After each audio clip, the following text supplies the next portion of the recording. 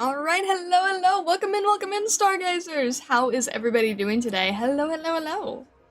Hello, Johnny Virgil, hello, Airtane, hello, Sim0, hello, Janu, hello, MG, hello, Babylon, hello, RQ, hello, Sucko, hello, Greyerth, hello, welcome in. How is everybody doing today? I hope everybody's doing well. Hello, Blood Suli, welcome in. Hello, Lilith, hello, Willow, hello, Okami. Hello, welcome in. Doing good? I'm glad to hear that. I'm glad to hear. Real quick, oh, thank you for the, thank you for the pins on Getsu. I appreciate it. Thank you. In here? Hello, Daho. Doing fish? No, not fish day. Not fish day. Thursday, not fish day. Hello, Kamo. Toil and fixing trouble for others per usual. Oh man, I hope that goes well. Well, you are still fish. That doesn't mean it's a fish day, though.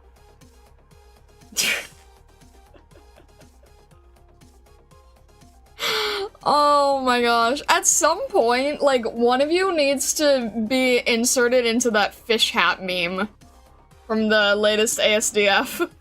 Because the way you're writing that, I'm hearing that, but, like, with the fish hat intonation. Oh. Anyway, I hope everybody is doing well. I have a quick question. If I talk like this, can you hear a fan in the background? If I'm yapping away here, if I am chit-chatting back and forth, if I'm reading stuff, whatever, can you hear any sort of alternate noise? Can you hear like a fan or a whir or anything? Does it seem clear? Hello, newbie! Welcome in! I hope you're doing well. Thank you. Hello. No? Hear no fan but the ones on my computer? Very fair. There's a very slight sound. It's basically inaudible unless I blast my ears out. I'm trying to figure out, like, how viable it is, because as we get into the warmer months, it's going to be, very, very difficult for me to handle not having something on. So when this is at least on low, I can get away with it, I guess? Hopefully. I figured it would be better to test today than on Saturday. You hear a fan? There's lots of fans in the chat. Thank you, newbie. If you placed your fan between you and the mic and talked through it. No, but it would be fire if you placed your fan between you and the mic and talked through it. Oh my gosh. You need to evolve into better kin to hear that. No evolving. I only hear it when you start talking, but then you drown it out. So, okay, that's what I'm asking. So, I have filters on OBS, so that when I'm not talking, it should just, like, cut out entirely, but when you are talking, it's picking up the mic and everything else. So, that's what I'm wondering. Like, if I am talking, is it audible? Because that's the main thing. Like, if I'm reading story, is it audible? That sort of thing. Because I can't really... Today, it's okay. But it's when the weather gets worse, I'm a little nervous about it, that's all. So yeah, it should only be audible when I'm talking, but I'm curious if it's audible at all. So if you can hear it when I'm talking, then that's still like, eh. Drown it out like a landlubber in the ocean. I don't know. I'm like... I don't like hot weather. I really don't. Yar. So you shouldn't be able to hear it when I'm not talking. It should only pick up if I am, because it's the mic picking up, but I just don't know if it's a problem. Like, I can't tell if you can hear it when I am yapping. But if you can, then I will keep that in mind. Alright, Silence, have a good time at the convention. Play really loud ambient ocean wave sounds in the background to drown it out. I notice it now because it's new, but I'm sure I'll get used to it. That's the thing, though. I mean, if it's a problem, I don't want to deal with it. But like I said, I'd rather test it out today than on Saturday. So we'll see how it goes. I'll listen back to it. And if it's really a problem, then I'll figure out something else. I don't like hot weather at all. Not a fan. But anyway. You don't like hot water? Weather! I don't like hot weather. Hello, Kalemex. Welcome in, welcome in. Hello, Weston Box. Hello, hello. Alright. Anyway, I guess we'll get started. Hopefully, for today, at least, it's just not super intrusive. Sadly, you're in a place where hot weather is much too normal. I am so sorry. I'm not good with it. I can't handle it. I mean, you know, any more attuned to cold and I'd be an Arctic fox. It's harder to get cool when it's hot than it is to get warm when it's cold. Exactly, right? You can always put on more layers. Exactly. You should have a 1 in 25 chance to play whale sounds. 1 in 25 chance how? It's not a problem, it's so unintrusive that my brain will probably start to filter it out within the hour. Okay, fair enough. Your newest short just hit 10k views. What the heck?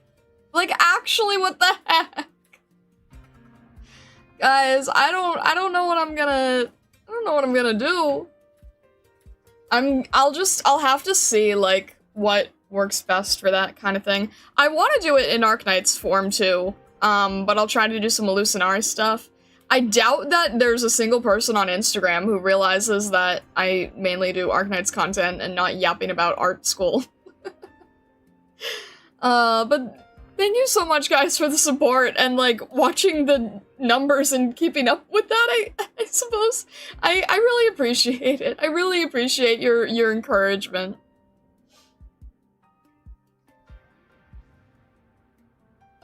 But yeah, that's crazy.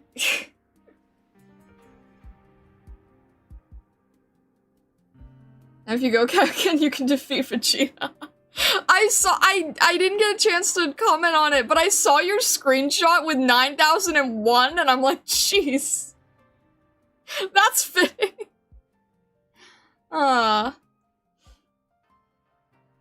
That's the fun of it for you? You grew up in scorching climates, you carry the heat with you when it's cold and vent it when the temp hits triple digits. Oh gosh. Remember, it's what you work for HG. You guys are funny. That short didn't even have anything to do with Arknights. It's funny, though, because, like, the previous ones did. The previous ones, I was able to, like, integrate Arknights stuff into all of them, and then the last one I didn't. And I'm like, how's this gonna go? At least it's cooler than yesterday. True!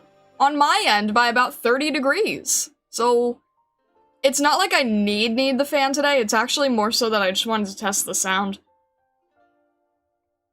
Alright.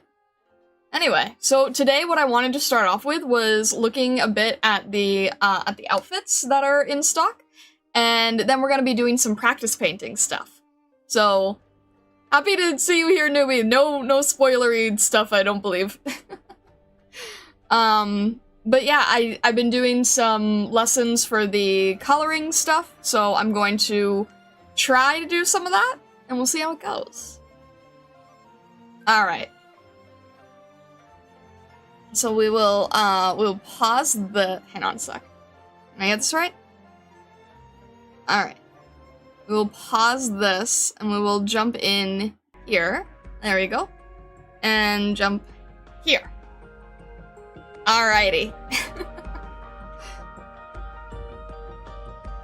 Okay, I've been like avoiding looking at this in detail because I'm just excited to see like how it looks fully. So first of all, the splash piece is amazing. The lighting of this is amazing. It's kind of crazy to me that like this big full entire illustration is just used for the advertising because it's so nice. It's so high quality. That's something that I think is crazy about this page is like you get the illustrations that are like just advertisement based, but they're so beautiful and detailed. I love it. I would review it if I didn't have all the text in front of it, because it's a really nice illustration. What beautiful winter weather to go with it. Wait, what'd you say? A third-rate altar skin? Her greed sickens me. She's allowed to have as many as she wants, in the same way Suzerain is allowed to have as many as she wants. What is Closer saying? Rule of winter clothes. Rules of winter clothes shopping. Good deals first. Fashionable first. Practical first. Am I missing any? Oh yeah. And warm first.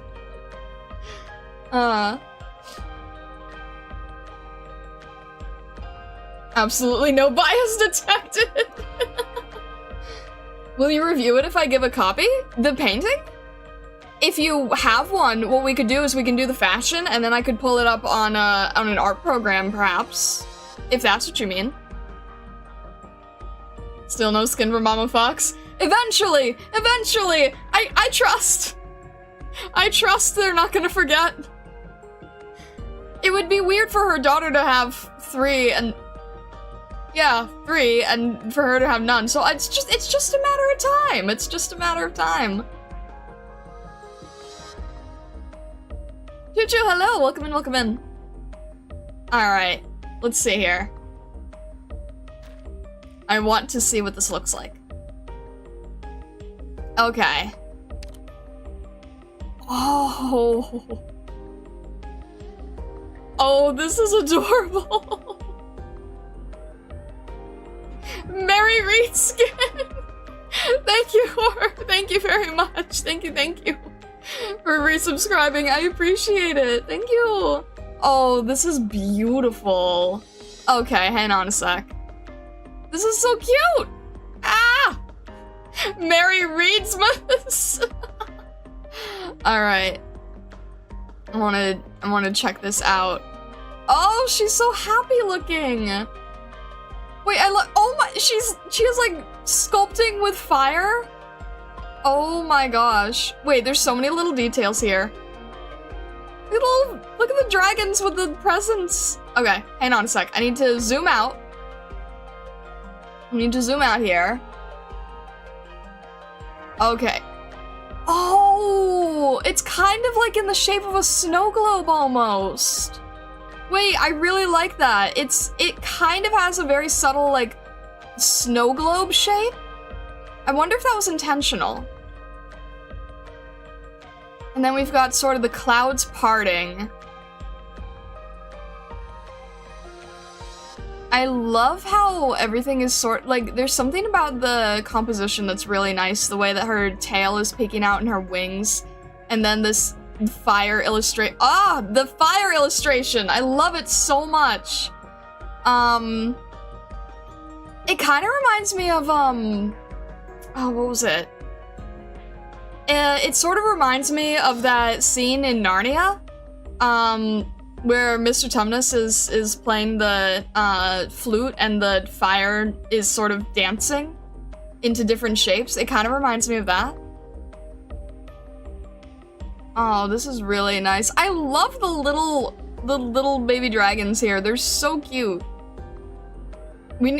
I wish that there was a little chibi dragon with the outfit. That would be great.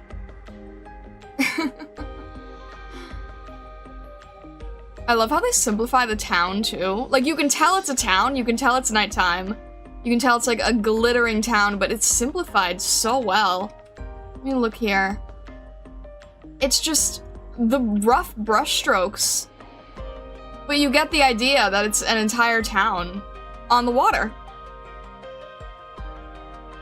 The little reed, that is really cute. And yes, it is Horror's icon. That's funny. Alright, so Horror knew about this for months then. That is really cute.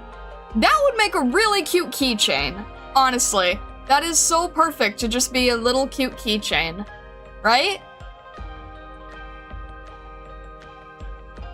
Oh, I love the way that, the subtlety of how the presents are illustrated, that's really nice too.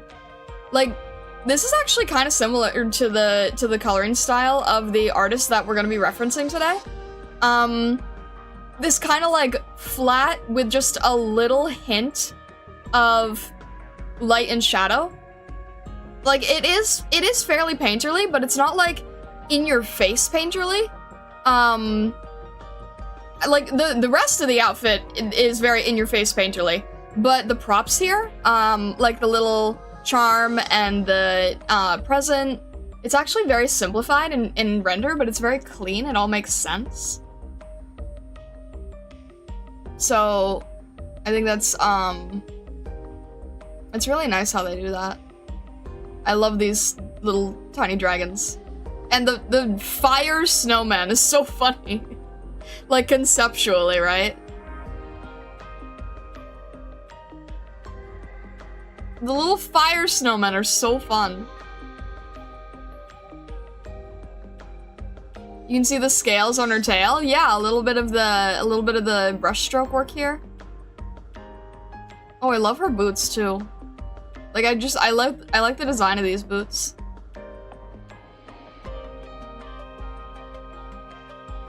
I always try to go around, like, the entire outfit and then sort of zoom in on the character themselves. Or the entire, composition. So I'm just looking around at the edges here. And then we'll pay attention to each part here. I love the little star decorations on her staff. That's great. That makes me really happy. Little decorative bells are lovely too. And then the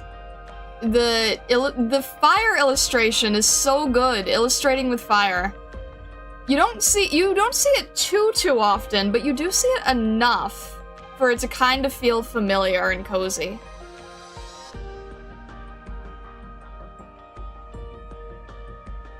Alright. And then our actual guest of honor here. Oh, everything looks so soft and fluffy. I love it. Like, just the minor texture on everything, just to kind of indicate the material, is really nice. I like how these skins are Christmassy without being overbearing. Some skins are a lot. That's fair. This just feels cozy, you know? This just feels like cozy fireplace type of vibe. I love the star motif. It's beautiful.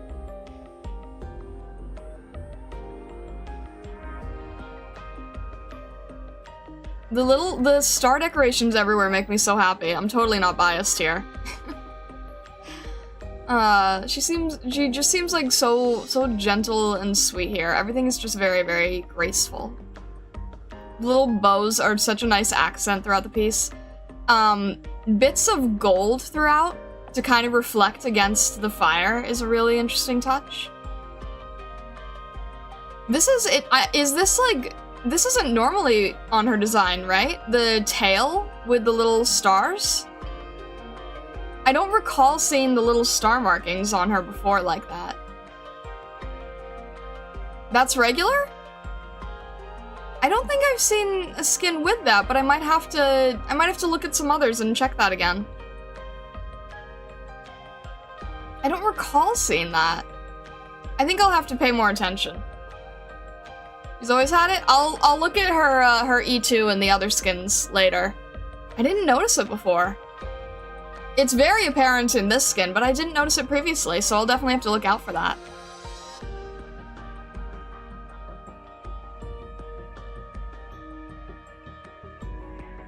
Love the moon and star motif being combined into the staff here. And this is interesting. Everything else, in terms of like the stars and lights, we have it in a very light orange, a very pale, very pastel color. And then only around her staff does it become like hot orange, right? And it sort of stands out on its own because of the difference in that color scheme, right? Everything else is much lighter and more pastel. And then specifically around her staff, it's a very deep orange. And it kind of reflects nicely with her tail and with the cape here. Sort of bringing the colors all around. It's also present in the presents a little bit. But it's just interesting. It kind of takes on a different feeling than all of the other decorations too. Do the bottom tail stars on the beach skin? I will have to look at that. I was not aware. I will have to check that out at some point.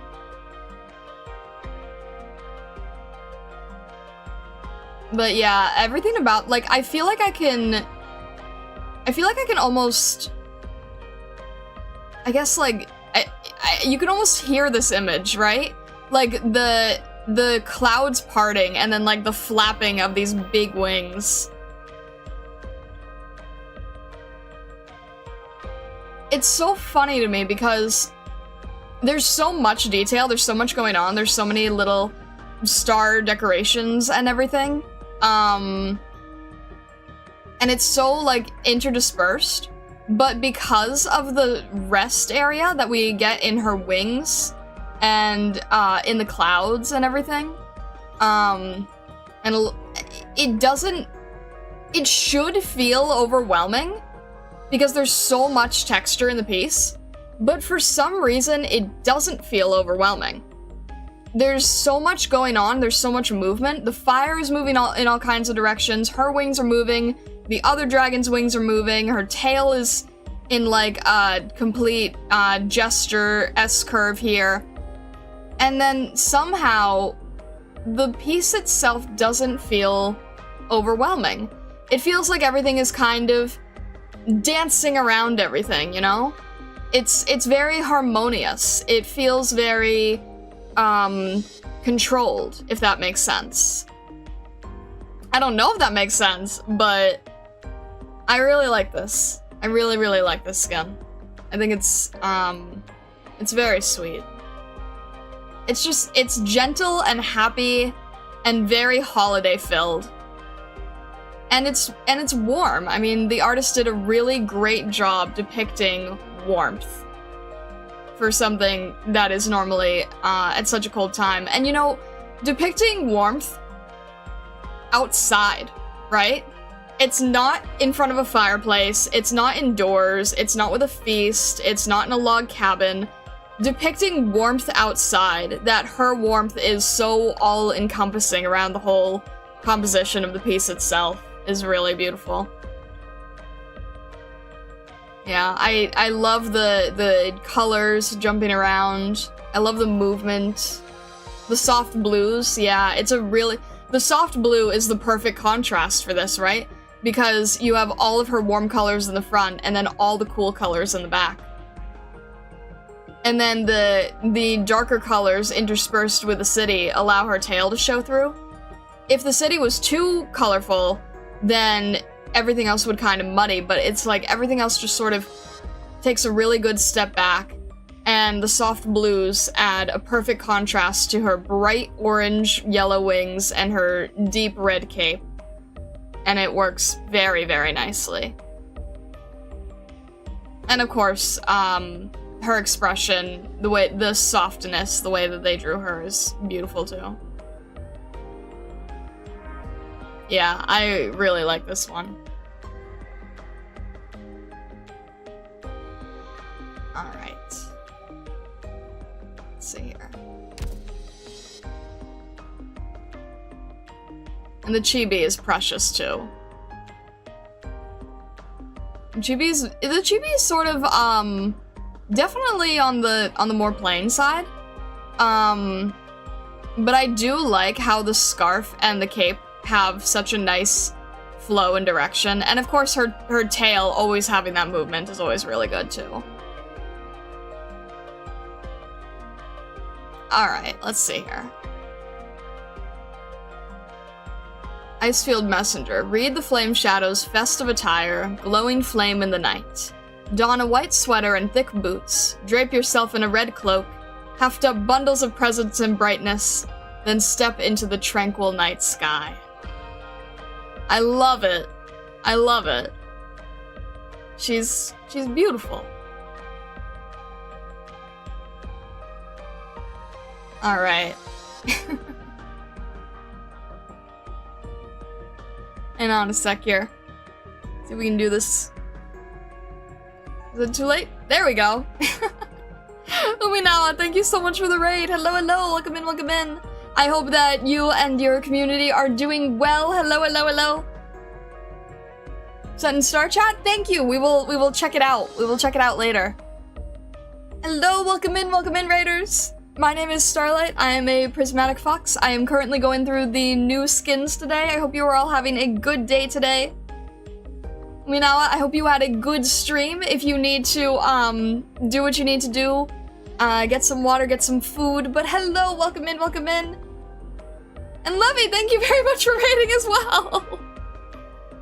Lovey, thank you for the raid too. Wait, did we just have like two at once? Really? That's wild, what the heck? But hello raiders, welcome in, welcome in. I hope that you are having a good day, a good time. I hope everything is going well. Hello, hello. We are currently reviewing the new Arknights skins. You played Stronghold together? I hope that was fun. That's really cool. Did you do like a collaboration type of thing? That's awesome. I can't touch Stronghold for a very long time because of spoiler enemy type of things, but I hope that you guys had a lot of fun.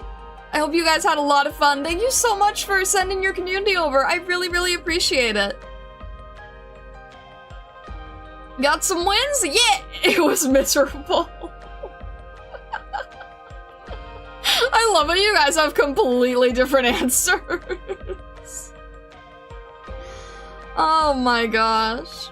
Well, I hope you guys, you know, overall, I hope you guys are both having a good day. Double raid? No, you don't need to defend. It's all good. Love lurking in your streams? They're comfy. Happy to send my community here. Thank you so much. I really appreciate it.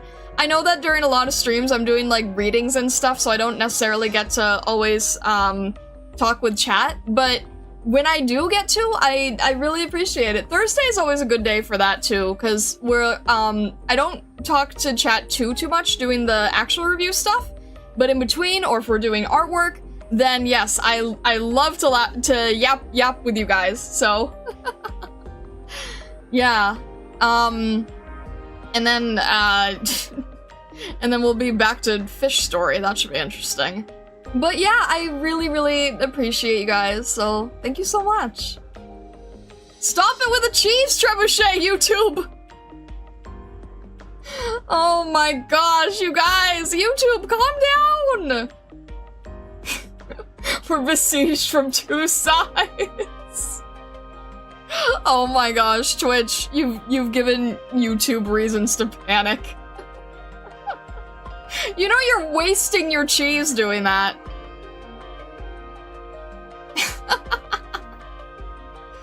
Oh my gosh.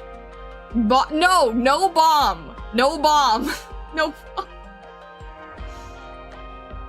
Oh, you guys are goofy. Goofy as heck. Throw the cheese. You are wasting your cheese if you decide to do that. That's on you. That's your prerogative, but you're wasting your cheeses. Joke's on you, the fish have provided them with more? That makes no sense. How is a fish obtaining cheese? Do I want to know? Actually, I don't think I want to know. I probably shouldn't even ask. As the fish pope, I shall supply the men-at-arms. Twitch, help me. This is what happens when we read the fish story. Oh my gosh.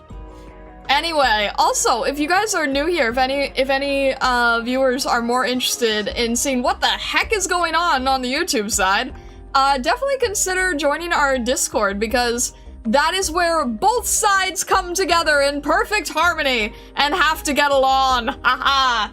So if you are interested in joining our Discord with our community, there is an Arknights channel. We do have threads for anything that is spoiler related for me, anything like past Act 1 or past where I'm at in the fish stories. But we would love to have you here, so definitely consider. I'll throw it in. Let me see if I can get this working on the Twitch side too. There we go. If you have any interest at all, we would be happy to have you. Harmonic, that's who we are. I'm just saying, you can't fight Twitch versus YouTube when you're in the Discord. You won't understand, Star? We need to keep the cheese stockpile low so we can order new cheese on a daily basis. Where are you getting the money for that, by the way? Discord deploy. Thank you guys, I appreciate it. The fish will accept any willing to be enlightened, thus it has been declared through me and into truth. I'm not really a fan of that. That doesn't sound great. We're getting money from the pumpkin exports? What money? You guys are gonna have to come up with a familiar answer here. Merchandising.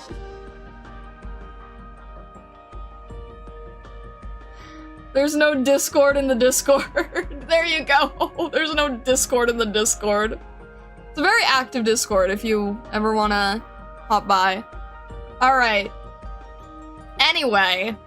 We'll turn alerts off here. And, only a lot of Airtane, shush!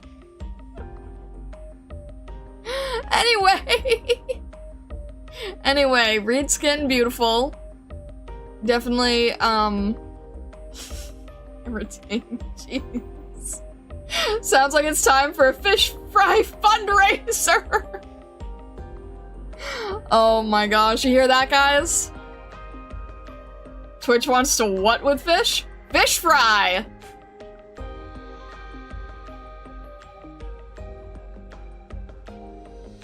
Apparently fish fry. Fish fry fundraiser. Although I don't even recommend eating the fish at all, so... I don't know. We'll see how that goes, I suppose. Man, the catapults!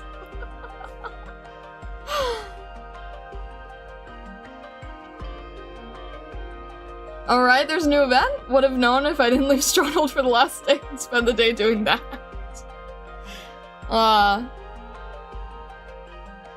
Bring out your carp. Oh goodness. Okay. We need to get back on track, guys. We need to get back on track. All right. Let's check out FANG, shall we? Let's check out FANG. Okay. Oh, what the heck? Wait, I don't know what I was expecting, but this is so elegant. I'm not sure what I was expecting, but wow. That is so pretty. Oh my gosh. This is kind of funny because you can see the Christmas tree in the back. You wouldn't think that this was, like, it's kind of like what Willow was saying, right? It's not directly like a holiday, like, in-your-face skin, but it's, like, subtle enough to just be so nice and gentle. Oh, I love this. Alright, let's see here. We'll start from the bottom, right? So we've got castle chess piece. Okay, fair enough. We have the same gingerbread. Can we zoom in at all? There we go. What is that? A sculpture. It looks like a cat. I can't quite tell. Okay. We have a knight piece, bishop piece. I can't tell what this one is. It kind of looks like a cat. It's not another night piece. I'm not really sure. Am I looking at it wrong? Is it a night piece? Maybe it is. It's just like a little rounded. It's hard to tell. Maybe it is. Maybe it's just really hard to make out. Alright, so we have a bunch of chess pieces. This is interesting. I can tell that the artist was using photo filter effects. I'd be interested to see what the original looked like here. Because I can tell that these are filter effects. It's a clear white night looking southwest. Southwest. Looking southwest.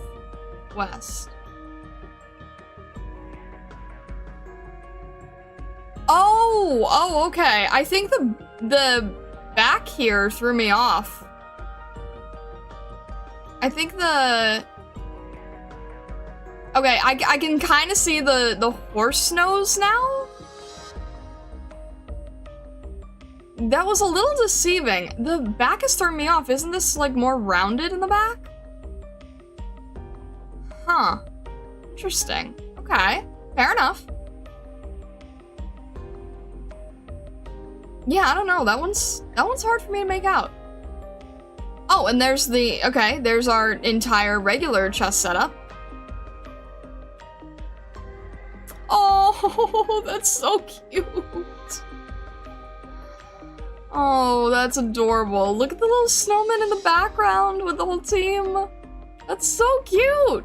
I need to learn how to simplify these kind of like little background moments, because that's really sweet. And then, like I said, we are always trying to go around and then we'll go to the main area. And then we have hibiscus and lava. Amazing. That's beautiful. Love it. We've got everybody here as like little figurines. That's really sweet. I feel like that a lot of the items in this were probably 3D. That's probably why there's a photo filter effect on top of them. Because you see how everything's like very grainy? You can do this with a brush, but the way it's being done, I'm pretty sure it's photo filter. So I'm thinking that most of the background is made with 3D models. Like you can really tell here with the sun motif. I'm definitely thinking it's 3D model paint on top. But yeah, this is so adorable. Who doesn't want like a little set of matching caroling figures of your friends? Alright.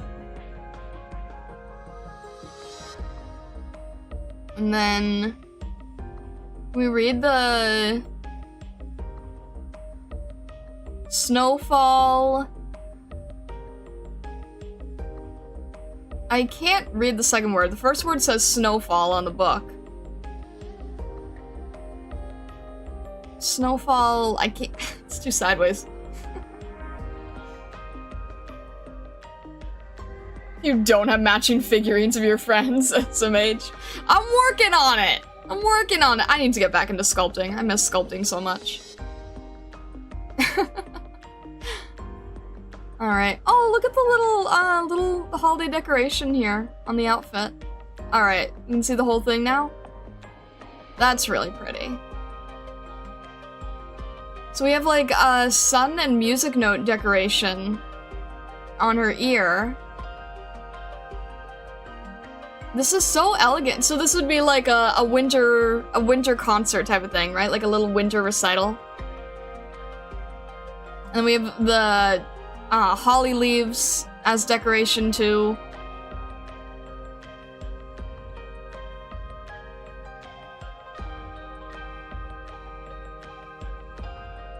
It's not a set, that's actually them, that's how short they are. Is it a bunny as a music note in the hair clip? Is it a bunny? I don't think so. I think it's just... I don't know, actually.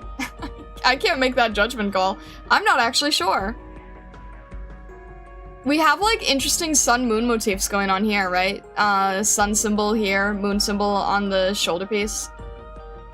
Also, yes, she looks amazing in a suit, for sure. Don't even remember this skin? It's new. It's new. The next ones we'll review are older, but this one's new. It's a treble, but it is vaguely bunny-shaped. It does seem a little suspicious, I guess.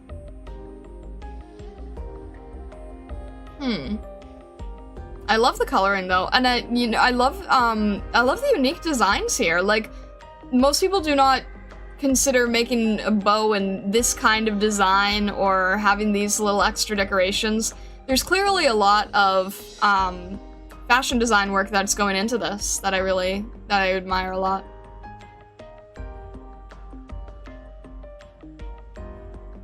Oh, also, let's notice, this is interesting.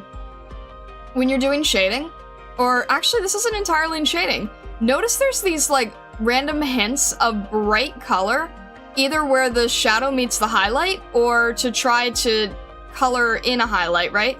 These pieces in purple would all be like, probably more of a dull gray, but instead we're using a bright, intense, highlighted purple to show off everything. That's a really cool touch, because there isn't like a bright, intense purple light here. It's fully an artistic choice. And you can see on the pants and on the coat, you can see where the shadow meets the highlight. So it makes sense here. But then to add like, you know, intense purple next to an intense orange, and those are opposite colors, that's very interesting. And now we can see the whole scene behind. I like how it's presented inside this gear. That's a really cool way of doing it.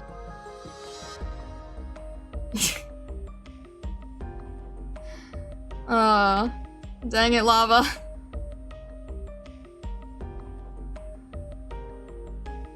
Alright. Overall, really elegant composition too. Everything kind of similar to the reed skin, right? Everything is very flowing together, the music notes. Her hair is making a beautiful S-curve, as well as her tail. Her hair and tail are actually kind of, this is cool. Her tail and hair are sort of meeting against each other to the point where it would basically create a tangent, right? And normally we hate tangents. However, this is an example of a good tangent. This is an example of where you have basically a tangent and it's continuing a line of action and making the whole piece flow together better. If you just had to try to make, like, you know, the hair separating one way, the tail separating the other, it would be okay, but this gesture that she has and this flow of the S-curve of her hair and her tail together, it actually works very well. This is an example of a good tangent, which is very rare. We do not see them often. I believe they are an endangered species. Beautiful flow here. Very hard to do. Very uncommon. I know, right? I can't believe it either. It's not common, but there is such thing as a good tangent. In this case, this one exists. It's very rare. It's very rare. It does not happen often. This is a very rare sight. Who are you and what have you done with Star?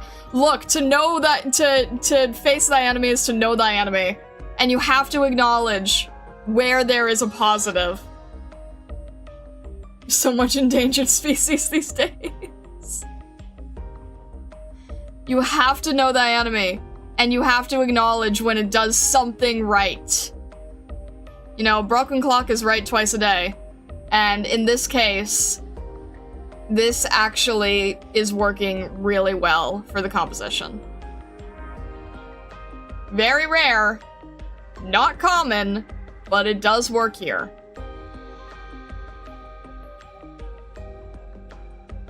Very suspicious, I agree.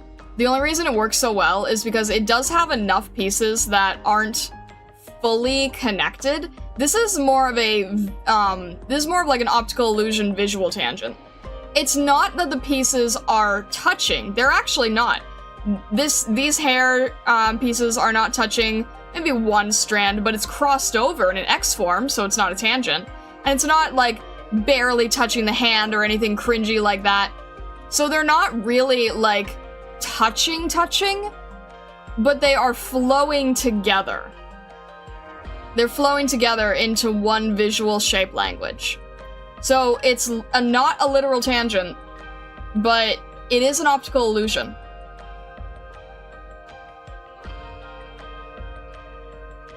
The other thing I want to point out here, because it is like a Christmas skin, right? Or winter holiday anyway.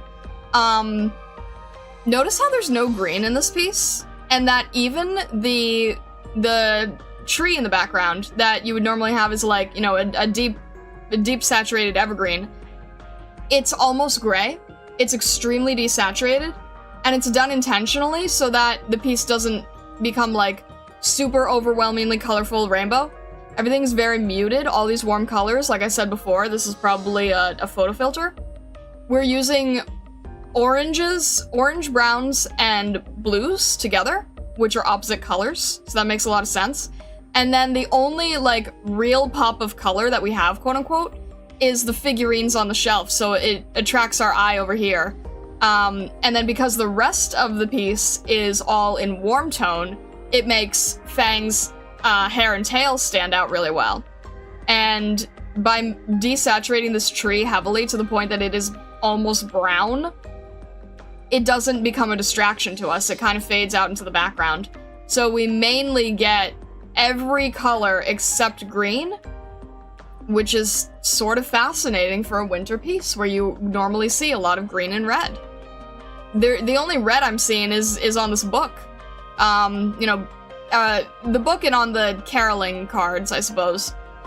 But that is very, very refined. That is very refined color work. To do a design that is for the winter and to not go with your stereotypical colors and to still make it feel very wintry, and to actually reduce the colors of existing winter items that you'd be familiar with. That's clever.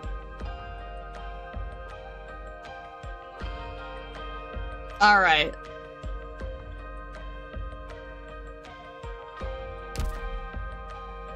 I do really like the chibi too. This is a really nice chibi. I think the thing with Reed's chibi is that the other chibis are just really, really good, that it's very hard to compete.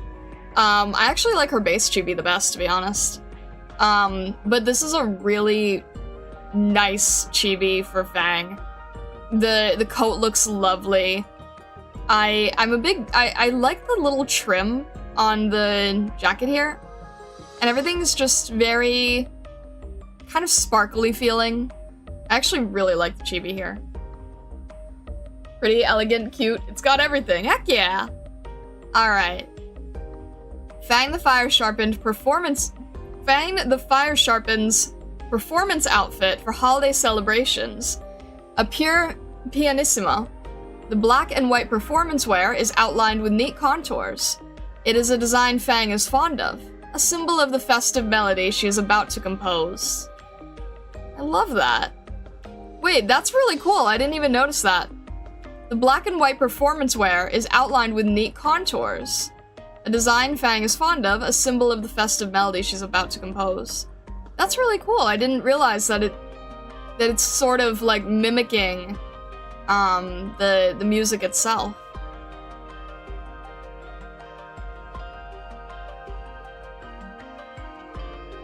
You want to see base animations? Check Starlight Chat. I will check that at some point. Thank you. All right. And Newbie's here, so we get to review another bunny. All right. Next up, we have Ray. All right. I think I very, very briefly got to see this at one point, but I don't think we ever reviewed it. I think this was before we did reviews. All right. Bunny. Yes, bunny. All right. So this is sort of like music scene again. Okay. I love this little guy. I don't know what he is, but he's cute, and he has a tiny little bow tie. Wait a minute, that is adorable. I don't know who this is, but he's got a tiny little bow tie, and it's got my approval. I love that. Let's see here. At first glance, it looks like she's missing her legs. Oh, because it's sort of like a pastel that's kind of blending into the background. I guess I can kind of see what you're saying. When you look at it like this, you wouldn't miss it, but if you give it a quick glance, because of the machinery, I see what you're saying. Dapper Sand Beast. He's cute! I like him. Where are we like on top of a construction site here? We're looking down on something, right? Is this a, this is a, bulldozer piece, isn't it? It looks like we are on top of a building. And then, are those people? Wait a minute, are these people? I can't quite tell. I think these are people. Or, is it texture or people? I'm not really sure. It looks like she's really, really high up off the ground. It does look like it's a concert stage, but that is a very high up concert stage. How would you even be able to see her?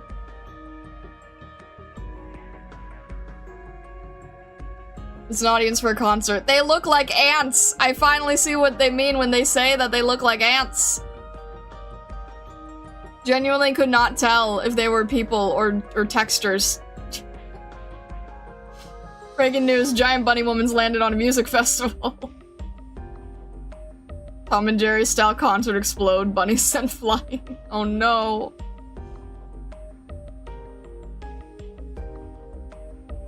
Hottest something, okay. Highway to something.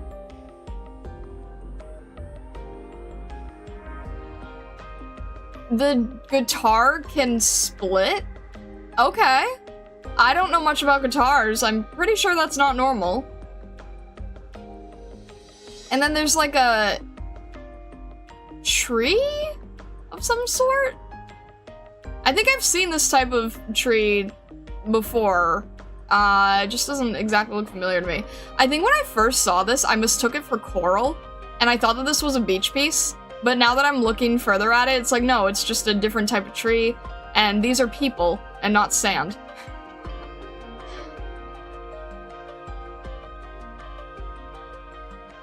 It can, you should see the idle chibi.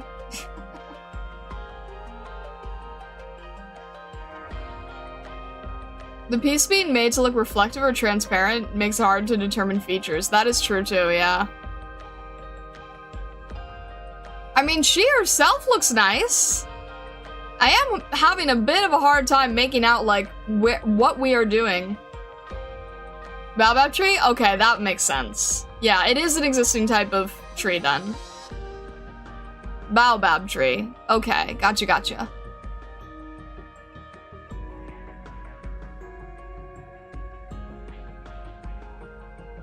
I'm trying to feel like this skin is a little bit strange, and I can't really put my finger onto why. I remember, so, words. You know, someone was saying that they couldn't immediately tell that her legs were there. I think that might be a contrast issue. Because the baobab tree is very light colored and the pants are very light colored, so, and, the fact that it's sticking out with these branches, the legs kind of just end up looking like, extra branches on the tree, don't they? So I can kind of see why that would confuse people. I probably would have made the bulldozer into a different color, just so we could separate her from this piece. I get why they wanted to keep it the same. I get it, it's supposed to be like, you know, more in her color scheme. But it does sort of create this weird optical illusion where we kind of get a little bit lost over here. We don't really know, like, you know, who is where in this. Partially the contrast, partially the line of the upper body seems to continue into the machinery. It does, right? I agree with you. The body, it's not directly a tangent, but again, sort of that flow, but the opposite. So Fang, with her hair and her tail, had a really great flow. This has kind of the opposite intent of, like, a flow that you don't want. You don't want it to look like she's coming out of the machinery, but that's kind of what you end up doing when you have these pieces that are aligned a little too well. You know, this goes back to unfortunate type of tangent. Because her leg is kicking up like this, it does look like a branch of the baobab tree. This little dude is saving the piece. It also helps that he's in a color that you can very easily separate too. I also probably would have made it a little clearer that there was a building here because I could only really tell from the edges. But I don't know. What do you guys think? Like, I get what they were going for, and it's still very well drawn. I don't love her hair is so bright magenta in this. I like its normal dark wine color. Oh, is it not normally this bright? That does kinda make it a little confusing, huh? I get the legs, not as baobab. It's like, if you can see it up close, then it doesn't give you that feeling. But if you see it far away, I can kind of see how that does. Oh, you can't. You can only zoom in, I can't zoom out. Noted. Does she have swirls in her hair? She does have swirls in her hair. Why does she have swirls in her hair? Okay, interesting. That's a texture choice I don't think I've seen before. Okay then. That is a thing.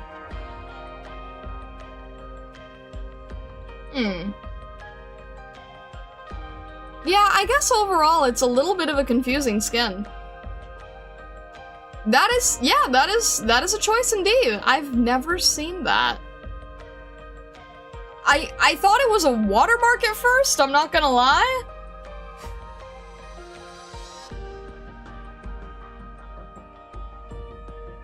Huh.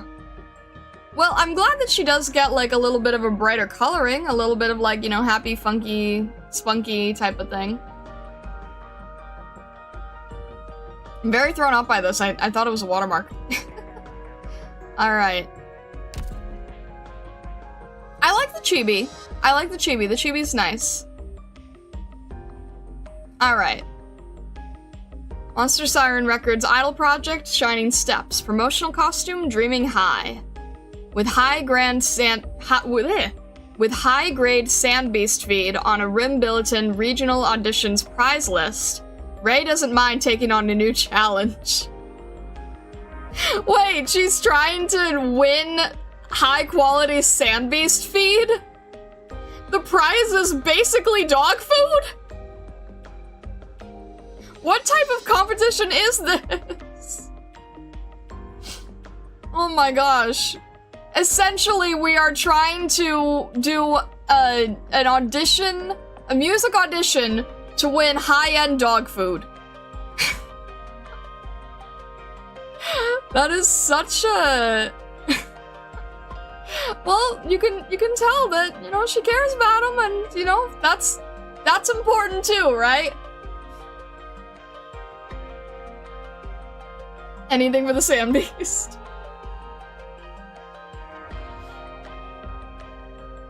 I wish there were two variants, one chibi with a sand beast and one without if you deploy it on the field. Oh, that would be really cool. Yeah.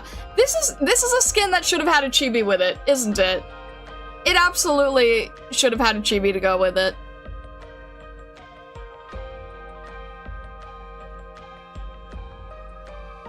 Alright, Sand Beast is making the skin. You would fight all of Terra if Suzu asks you to win a competition for some dragon beard candy. Whatever Suzerain wants, Suzerain can have. Alright. Dragon beard candy. I don't think I've heard of that.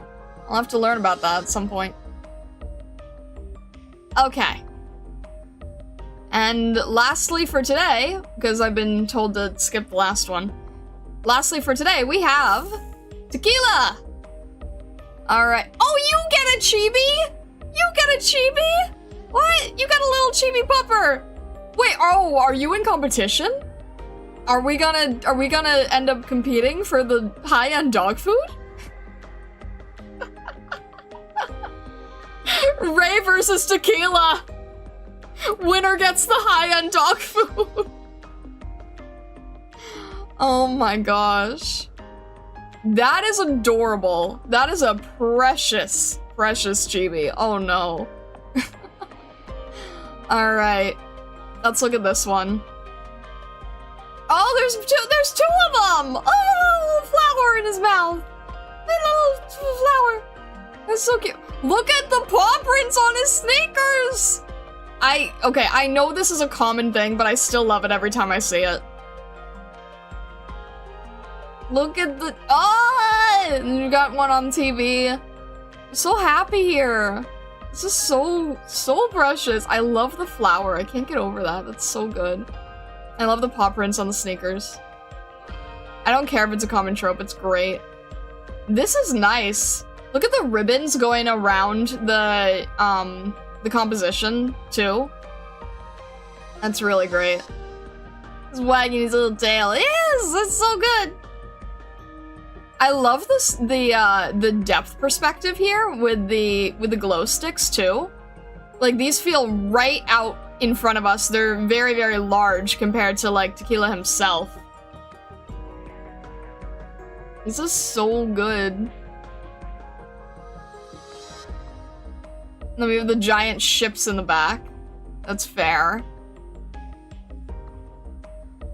This is interesting. You still have all the ribbons and confetti, but by making them go more around the rim of the composition, it allows everything to sort of, not be so overwhelming, right? Like, the ribbons aren't around him too much.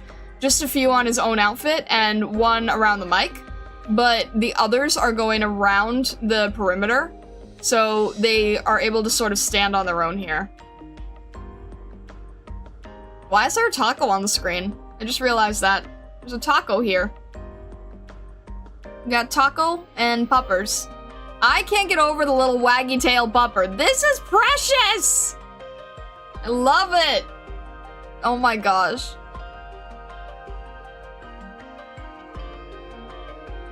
Really cool, like, watercolory type of effect, too. He makes such a good idol. He looks so happy and in his element. I love this. This is a really great pose, too. Can we talk about the pose? Like, the dynamic perspective pose of us feeling the... It's very hard to do this. It's very hard to do a composition.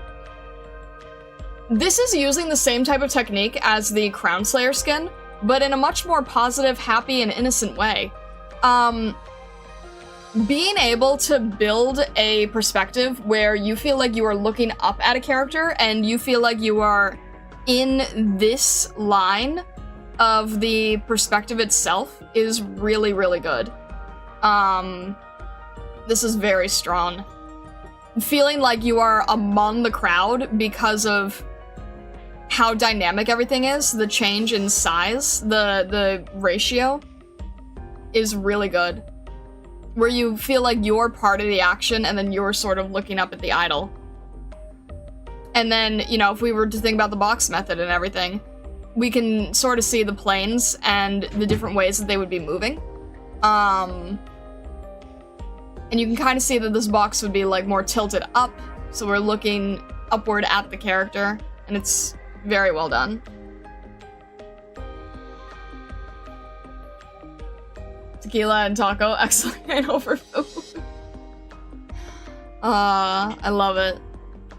No, I remember him from Bolivar. I do remember him. I think it's great that he gets to have, like, this idle time.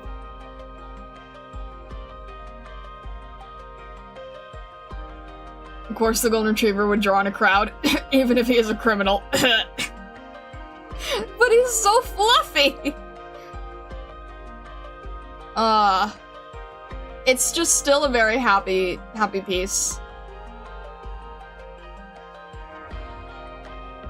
Even the dynamism of the ribbon coming closer from being wrapped around here is really good. There's so many little tricks being used. The difference in the difference in the ribbons. Oh, this one being like right in front of your face. That's a really good touch too. The ship? Is that the statue from the event on top of it? Is it? Oh my gosh, it is! With the chihuahua, right? The statue's of a chihuahua, if I recall? It was either a pig or a chihuahua, now I don't remember.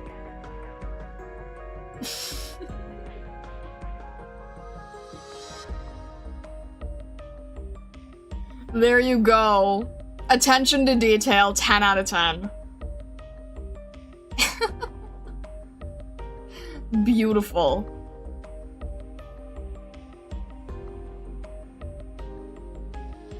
This is just great to learn, like, general idle pose. General idle guy pose. Very, very strong, anatomy work, too. Very good folds on the clothes. Really good folds on the pants, jeez. Very, very strong rendering folds on the pants. Everything's very clean. Can't stop staring at the little baby pupper, sorry. It just makes me very happy. Look at the face! How could you ever be angry looking at this face? That is... Okay, whoever did the illustration, they know how to draw animals very well. This makes me so happy. So fluffy. Okay. I think the strongest part about this piece is the dynamic perspective, making you feel like you are at a certain level and that the character is at a different level. Same technique with Crown Slayer, just done in a different context. Really hard to pull off, really cool if you can. Alright. 10 extra points for having Chibi Golden Retriever. I'm very biased, but that is very important. Alright. Monster Siren Records Idol Project Shining Steps promotional costume / top tier live. Always with a shining smile, a gentlemanly attitude, and impressive skills. Only just on stage, and Tequila's already mesmerized the crowd. Love it. Oh, that's lovely. That is wonderful. Okay. No fluff allowed? Only scales? No. I think the puppies help too. Yeah, just a little bit. Just a tiny bit, I think. Okay. Here's what we're gonna do. I'm gonna take the image that Zangetsu gave us. Thank you for this, by the way. Oh my gosh, that's gorgeous. Alright, we're gonna grab this. We're gonna post it in the art section.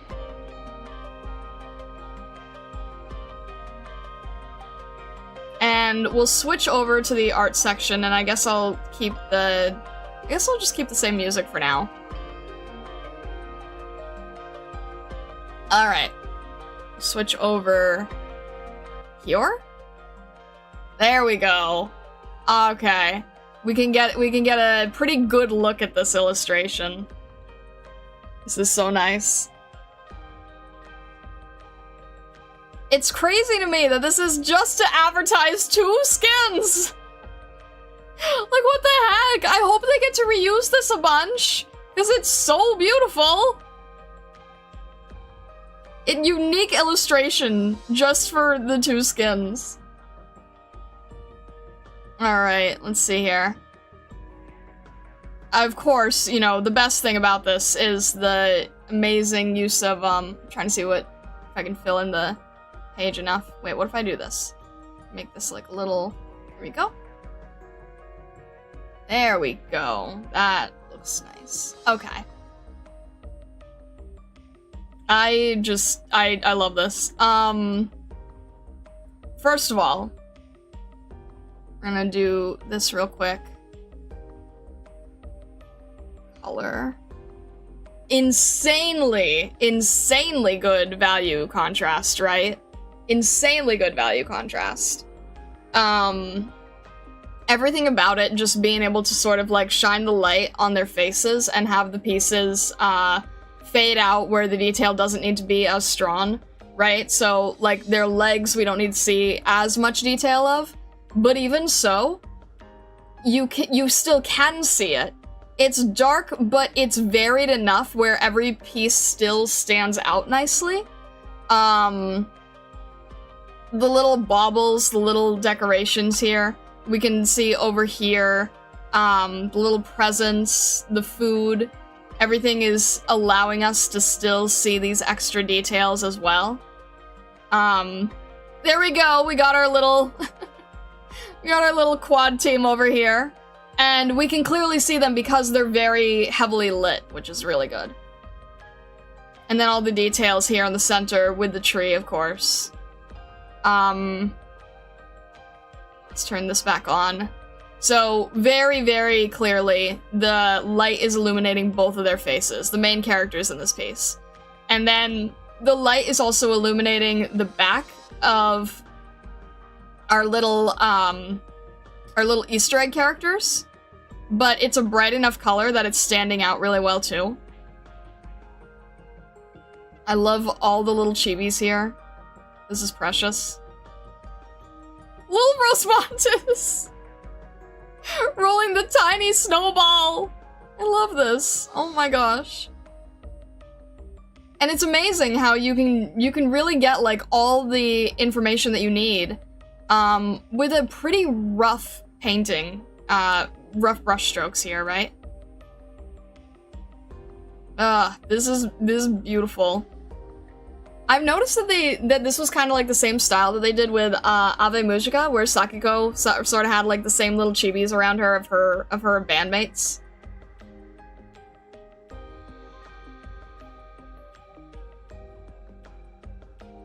It's interesting because it's actually a very roughly drawn in piece, and there's not a crazy amount of rendering going on.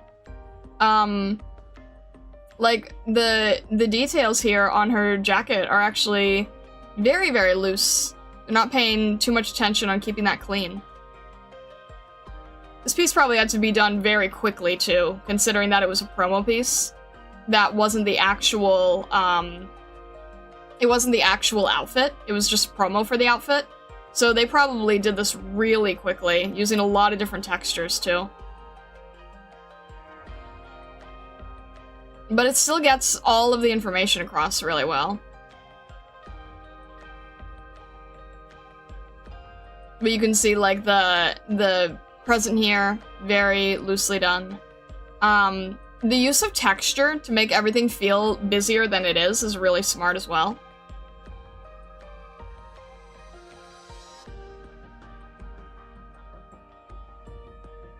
Let's see here. Lots of extra texture being done.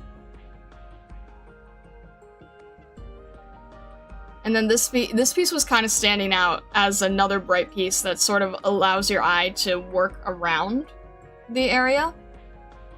But again, you can see it's like, it's really loose. The drawing of the bow on the present here, right? Very quickly done. As long as the values are strong, though, the rest of the piece feels really finished. Right? I think that's the main thing here. Is that you can very quickly add in the back details. Also, there's a little bit of rim light, which is really good for sort of letting everything stay visible. If we turn this back on, right, we can see that the background is darker than the foreground character. Or sorry, lighter than the foreground character, so that allows the character to stick out as well. And then the color contrast between the very, very, very bright glowing tree and the shadows, which is almost like we were to color pick this, right? This is almost black. This is almost black. We have almost pure white. Way, way, way, way, way up here in the color scale. In the color wheel. And then we have almost black. This is almost pure white and pure black. And because of that transitional color of that warm red, it feels gentle and it doesn't feel jarring to us. But if we turn this on, this looks almost very, very, it's very dark gray and almost pure white. That is really, really beautifully done. Her skin is like nearly pure white in value, and then it goes against nearly pure black with all the other details, especially like on the stockings and everything, nearly pure black. But because this background color is sort of more of like a mid-tone, right? Like this is almost pure black. And then we have a little bit of a mid-tone here so that her legs stand out. And then therefore, the whole figure looks like it's being considered, right?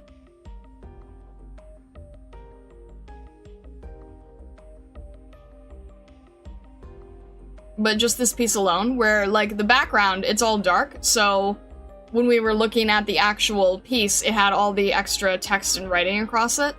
But then this center area is where all of the light and all the detail is focused. And then the tree still has enough of that darkness so that you can identify what it actually is in the center, right? Everybody's darker coats help here as well. Reed's horns help define her silhouette too, as well as Fang's little details on her outfit. And it's funny, right? Because if we were to color pick this and it's like, you know, pretty close to a pure white, you could imagine that both of their hair is blonde.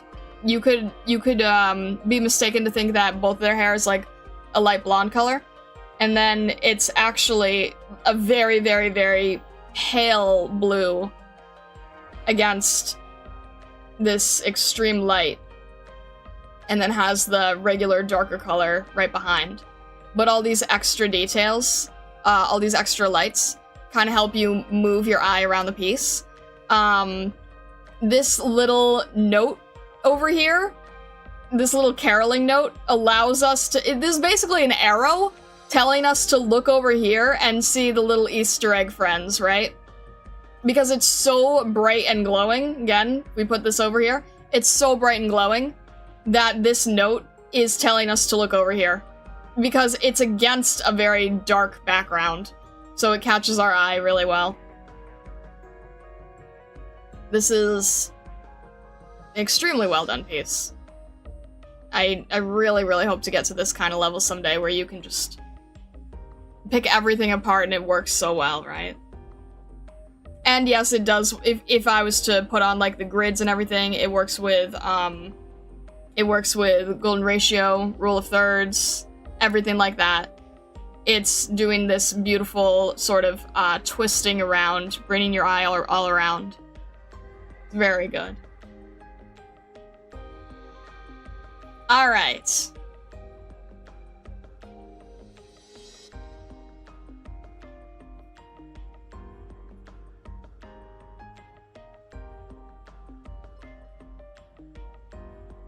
Breaking Ice, thank you so much for the super chat. Thank you, thank you. This analysis is very interesting. New way to think. I'm really glad you think so. I really love doing this kind of art analysis for the official art, because I feel like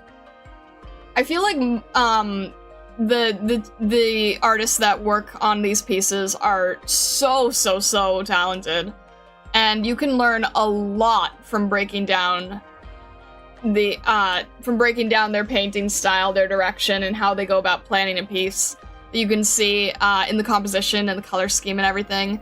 So I'm really glad that you appreciate it. Thank you so much. All right.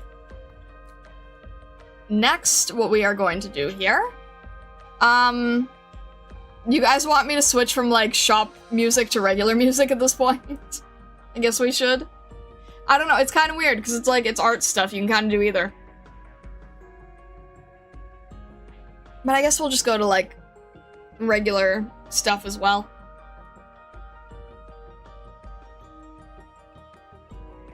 Alright. Undertides music. Why do you want to force the fish so badly? This is a holiday outfit. There's no fish today.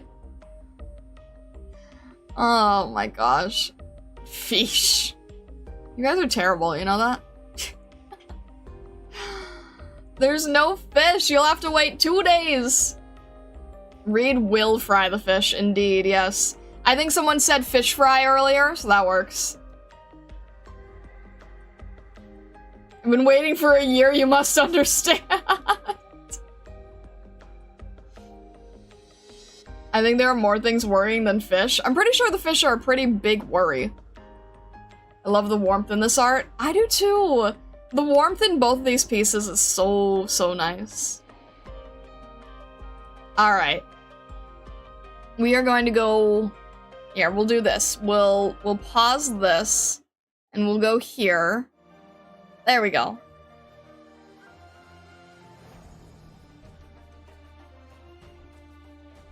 Happy to help hurry the hazing and hijinks.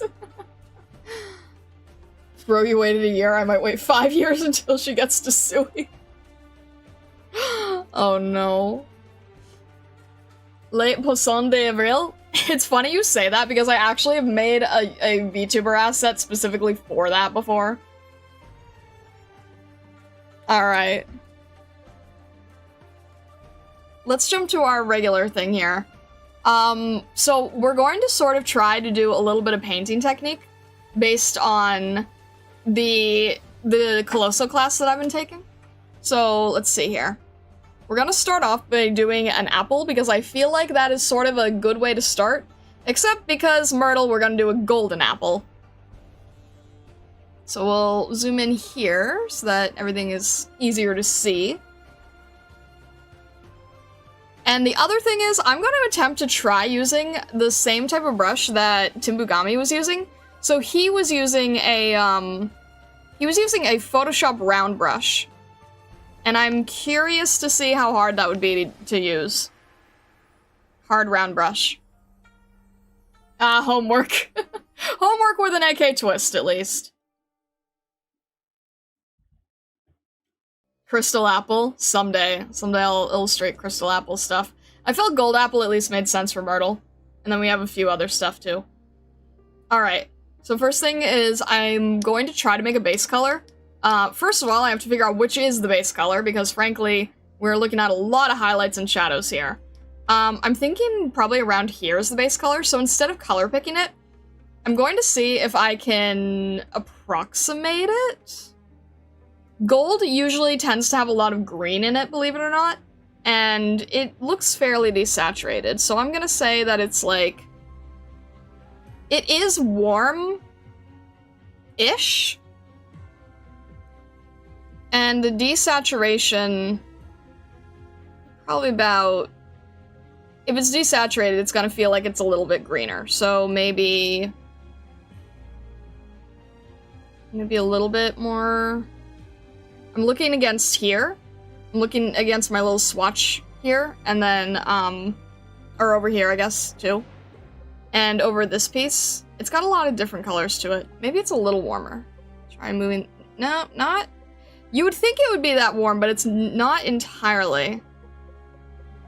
Maybe. We'll try that? We'll try that. See how close we get here.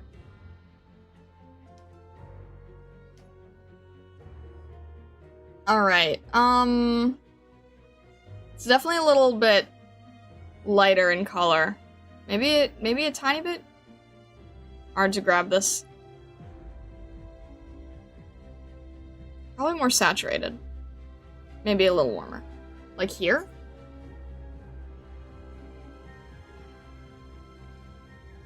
I guess we can go off of that? I think that's about the right base color. And then we're gonna try to determine highlight source and shadow source. So for the light source, we can just go up here to like almost a pure white. And we're just gonna try to base in the color here.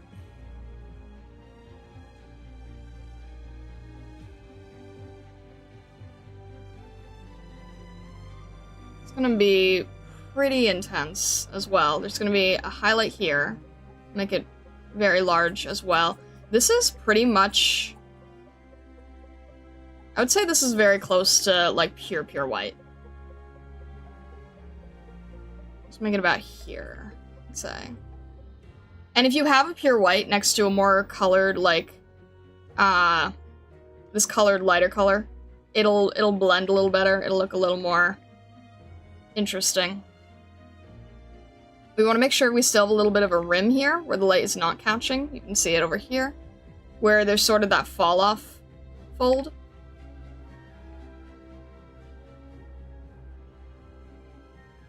So we have these two pieces. And then we can kind of see that there's the dark area, that there's clearly like a shadow in front of this that's being picked up. So I'm going to take my base color and I'm just going to darken it a little bit.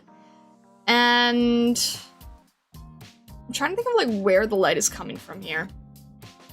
I might warm it up just a tad. Where would the light and color be? I'm not really sure where the light's coming from here. It's kind of a tricky one, I think. I can see the cooler colors on the edges, so I guess we'll warm the shadow a little bit more. It looks like it's a little more... It looks like it's a little bit warmer anyway, right? We'll warm the shadow a little. And I can see the darker part here as well. And I'm just sort of changing the size of my brush as I go. It's gonna be a little bit darker.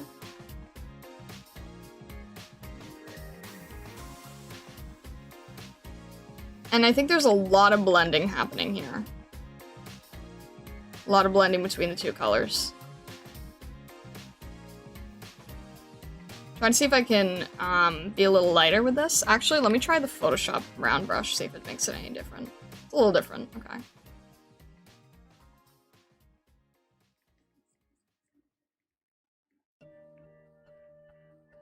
And then we'll take a more lighter desaturated approach to the color here. That seems about right. You can see the color it's making across the apple. And kind of just taking up this whole range here. I want to make sure it's definitely less saturated, so I might bring it over to the gray a little. Start adding warmer, or cooler color. Where it's being reflected. You can see it's just that tiny bit grayer, right? Put a little bit of this color. Tiny bit of our shadow over here. A little bit of that gray on the edge. And there's a pretty strong ambient occlusion down here, so we'll make sure to add that in too. Ambient occlusion meaning that it's going where the light can't hit it. It's gonna be very, very dark down here. There's also some darkness here. Right against the outline. There's a lot of shadow against highlight when it comes to more metallic-like pieces. So we're gonna push to the gray. Get a little bit of that cooler color in there. Kind of blend it with the colors we're seeing. Make sure it's still light enough. About there, I say, is good. And then there's still some really intense highlight colors on the edges here. I feel like this is a little bit brighter.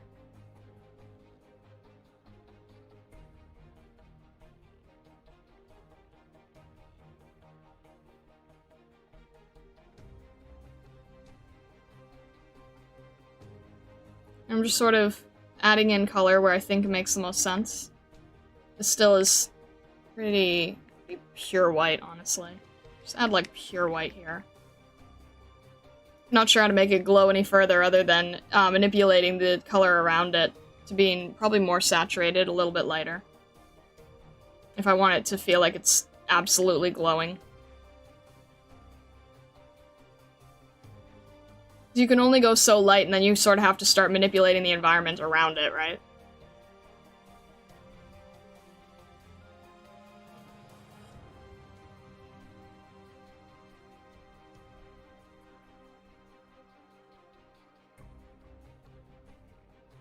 Alright, we'll blend those together a little bit better.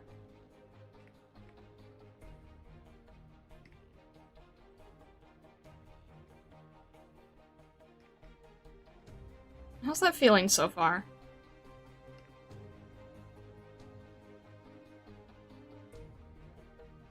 We'll zoom out a little bit. Or a lot, I mean. Okay, we're missing more of that intense saturation, I think. It's a lot lighter. We'll do kind of like a little bit of a overlay color. Let me change the brush, see if that makes a difference. There we go. Kind of put a little bit of a gradation on everything.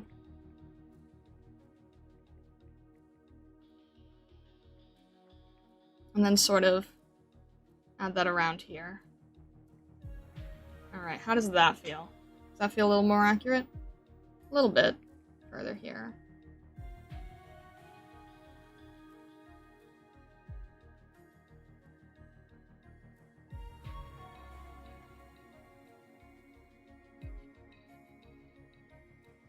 I'm just sort of going back and forth a little, trying to get the right color.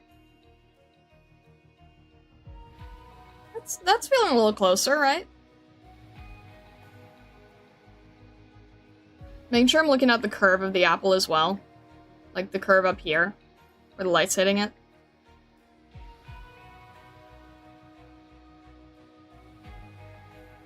Alright. I'm gonna try to add like some, like the really small brush. See if we can start adding a bunch of texture to it. Kind of feel a little bit more like a metal. Instead of just a bunch of round things. So metal is a very uneven surface, so it's gonna have a very matte effect. It can have a very strong highlight, but that highlight is not going to be if you have a very smooth surface, then your highlight is gonna be like pretty much a perfect circle. But if you have a very rough surface, then your highlight is gonna sort of have this very rough edge around it to sort of indicate the material it is. And metal that has been like, that has all this texture in it, that maybe was like hammered together, is gonna have a very rough surface to it. I'll try adding a little bit of that in between shadow as well.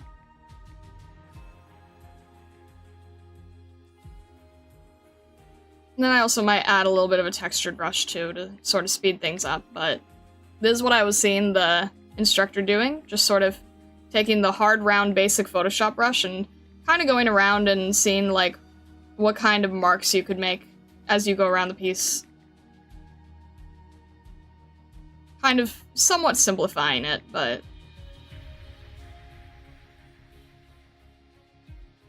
seeing if you can bring it, basically seeing if you could bring it down to its essence in color.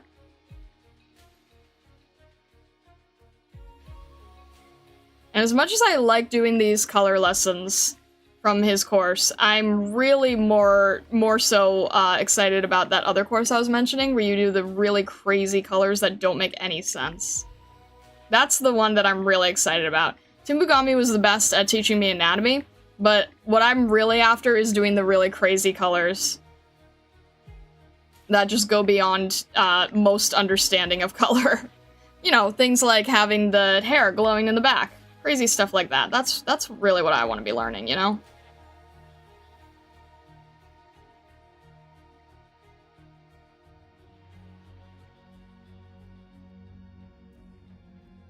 Try to make it understandable here.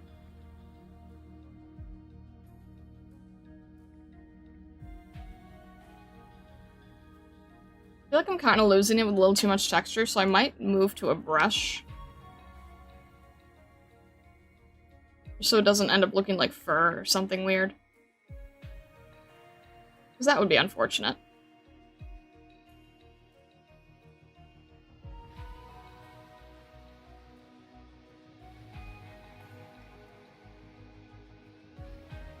And there's a lot of this subtle gray here. One thing I recently learned with color is that there is a lot more gray in a lot of color pieces than you would think. They just do a really good job at hiding it.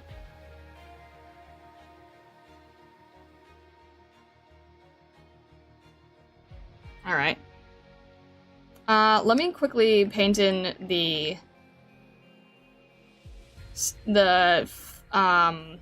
leaf as well. Forgot the word for leaf for a second. The interesting thing is, you don't really have to paint the veins. One thing I was looking at was the teacher doing a demonstration of a plant. You don't have to paint in the veins as long as you have the light and color where the breakup would be. So for example, like, it's a little bit lighter. And this is gonna pick up some more muted tones.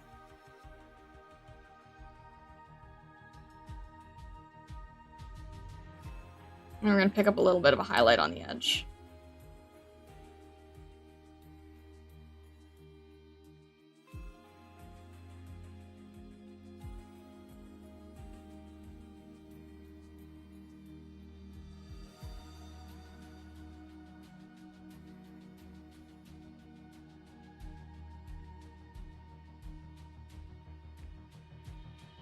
And this does have a lot of texture in it, so I'll just sort of approximate it, I think. Make this a little bit brighter.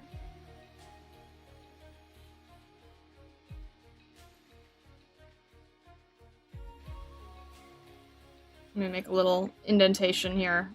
Color difference.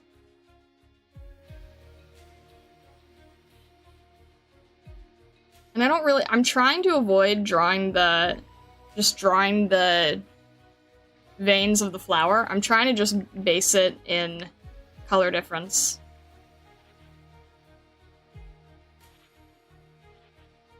Not easy, though.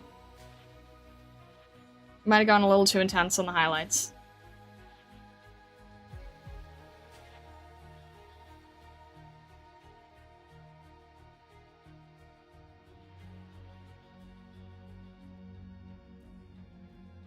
Something like that I think is pretty close. Alright, let's go for a more textured brush. What would be good for that?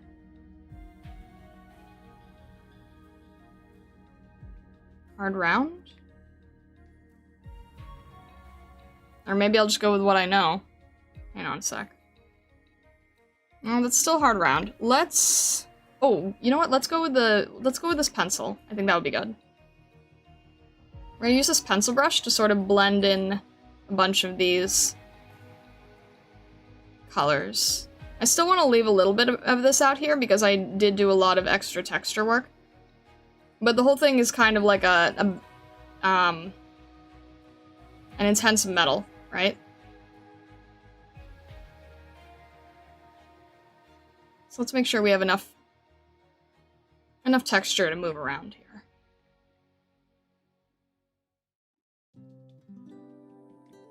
Just sort of mesh these together if they're being a bit much.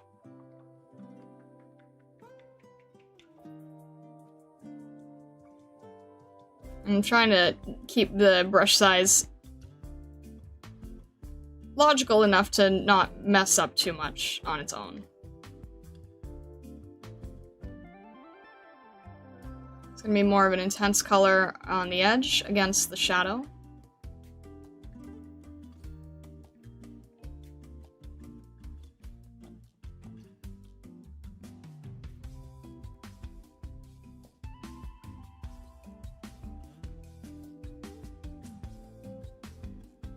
Now we're starting to get a little bit of that texture in that's making it feel more realistic, you know?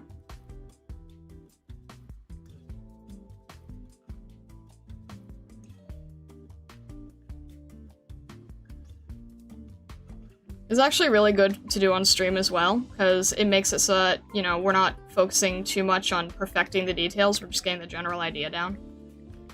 I think that helps a lot as well.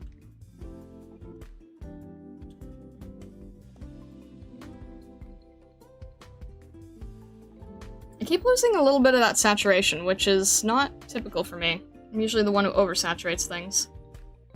It's a hard balance, I think. Hard balance to hit.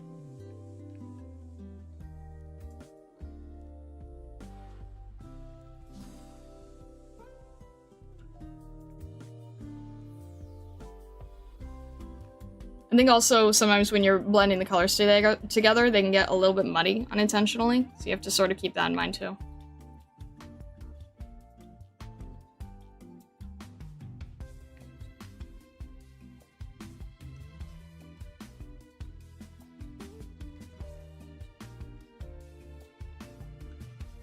I'm gonna keep it saturated, but still in the right tonal value.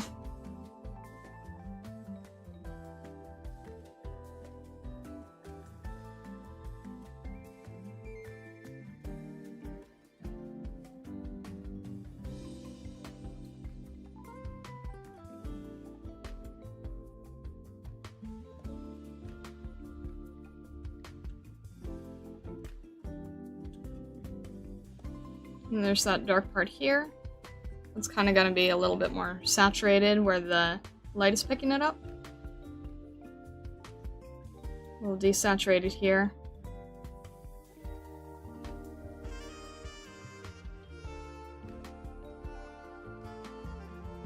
I'm trying to also go around the form of the apple. Kind of making that accurate too.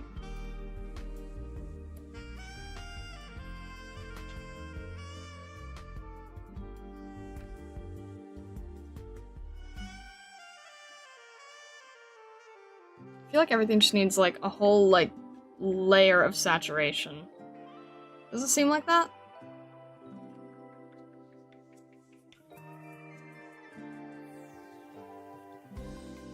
Maybe if I color the line art too, that'll probably help. And I'll add a bunch of extra texture here too. Just to sort of keep it a little busy. Keep it a little busy so that it looks a little more like this. Visually busy as a distraction. Texture can be used a lot to distract the eye and make a piece feel more intensely worked on than it actually is. So I'm doing that a lot here too.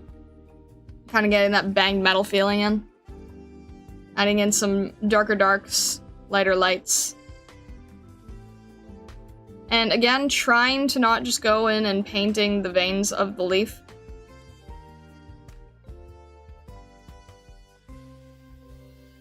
But rather just get the same feeling that we're after.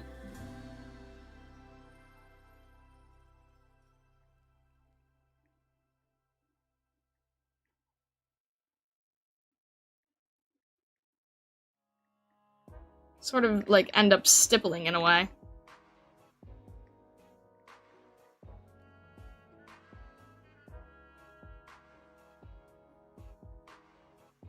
It's impressive. I could never get the hang of drawing. You have to start from the basics, right? You have to start from, like... You gotta start from, like, basic boxes and move your way up.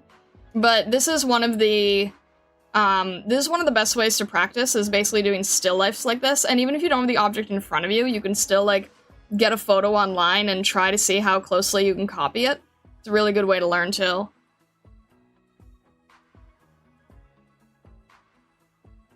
And sometimes you've tried drawing and you just have a teacher that doesn't teach you correctly. And then that can make all the difference in the world, too. But if anyone in chat is ever interested in, like, wanting to get better at drawing, you know I'm always happy to give advice, tips, tricks, insights, informations, stuff like that. I'm an open book when it comes to this stuff. As much as I can be, anyway. Alright.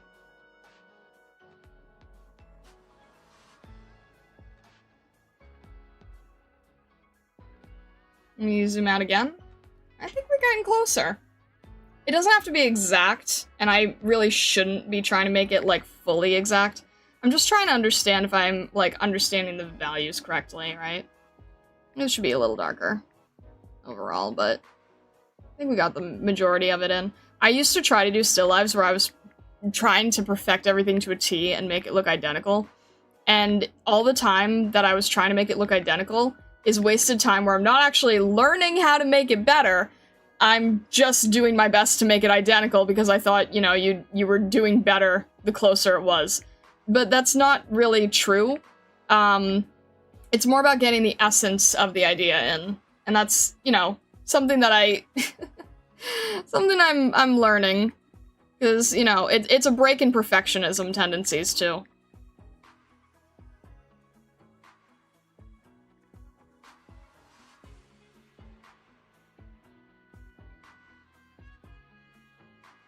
And then let's see, there's probably a little bit of highlights over here as well. Lots of different little highlights here.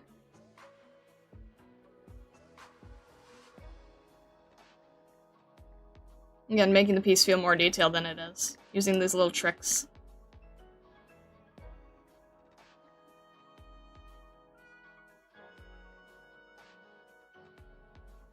Alright. What am I missing? I think it's just the bottom. I think the bottom just needs to be more simplified. Maybe make it a tiny bit darker, but not by much.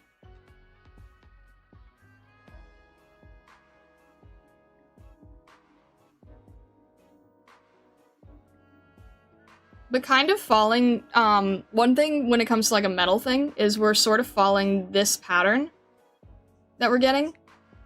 This sort of light, dark, and then sides. It's kind of how the light is falling.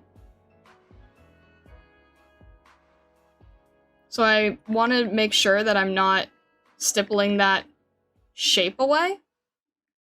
It is a little flat, and it does make it a little hard to figure out how to not make it flat. My words on this are not so great, but it's sort of that illusion of 3D that you're trying to preserve. Starting late, let me see what I can get. Are you doing this along with us? If anyone else wants to join along, please feel free to.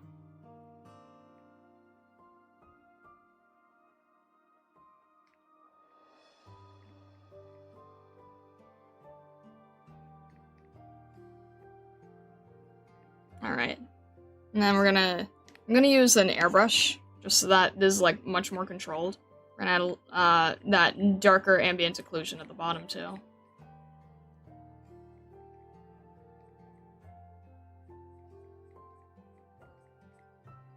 It's actually not really anything there. It's kind of on its own.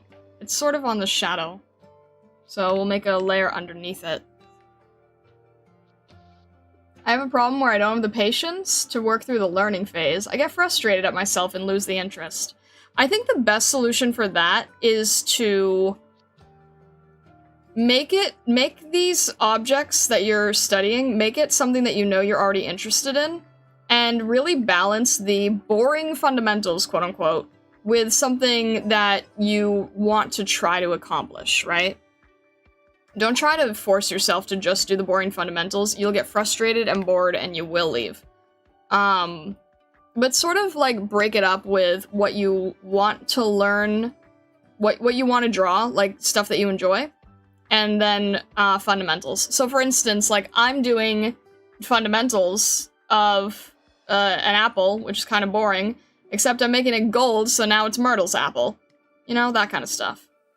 It doesn't always work for everybody. That's just what I've found personally has worked for me. I'm very slightly coloring the shadow here because I am making the shadow reflect the light of the apple. So it's a little bit of a warmer shadow too. So yeah, it doesn't always work for everybody, but I have found that when you're trying to make something more interesting for yourself, then it's a little bit easier to stick with it. And getting frustrated is a huge part of it, right? That's just part of being an artist. I'm sorry to say. That is something that kind of never really goes away. And I think there's a lot of people who, when they're starting art, they aren't really aware that it's something that never ever goes away. So they feel like it's kind of on them. And it's not. Being frustrated at your work is part of the process. And it's not common to just immediately be happy with the first thing you do. Like with everything else in life, it's about balance. Give yourself a treat once in a while. Exactly, yeah. If you just do fundamentals, you will end up hating art. You have to balance it. Before I actually was starting with Arknights, like doing Arknights study work, before I was doing that, my mindset was to do it with Pokemon. I thought that I would enjoy it a lot more if I did it with Pokemon. And I actually never ended up doing studies with Pokemon, which I should have. But kind of the idea of, like, you know, take the thing you like and then apply it to your study. I should have done Pokemon study. That would have been pretty helpful. And now it ends up being Arknights, which is fine, because there's more realism in it anyway. Well, Pokemon can be in any art style, frankly, but hopefully you understand what I'm saying. Alright. And what I'm gonna do here is I'm just gonna change the... Oop. I'm gonna change the color of the line art so that it's not this, like, deep black, but is instead a color that fits the rest of what we're doing. And it softens the whole thing and gives it a little bit more realism. I'm basically just grabbing whatever color is next to the line and then just painting over that.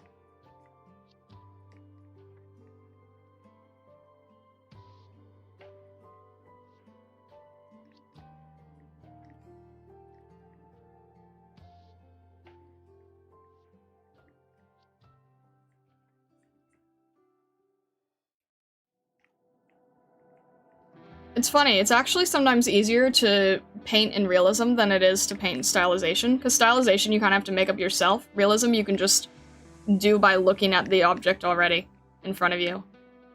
So you don't have to actually, like, make anything up yourself.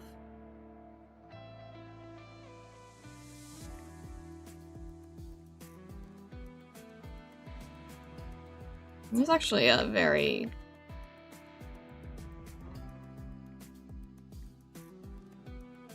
very, very saturated stem here.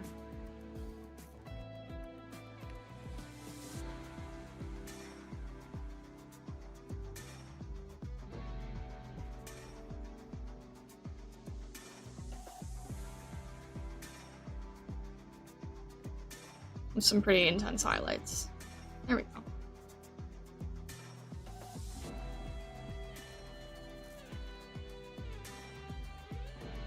Alright. That's pretty good. I think we basically have a gold apple here.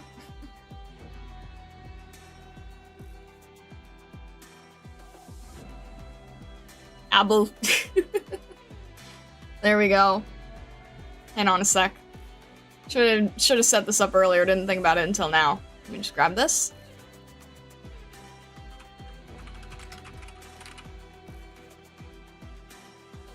Grab that, grab this. Alright.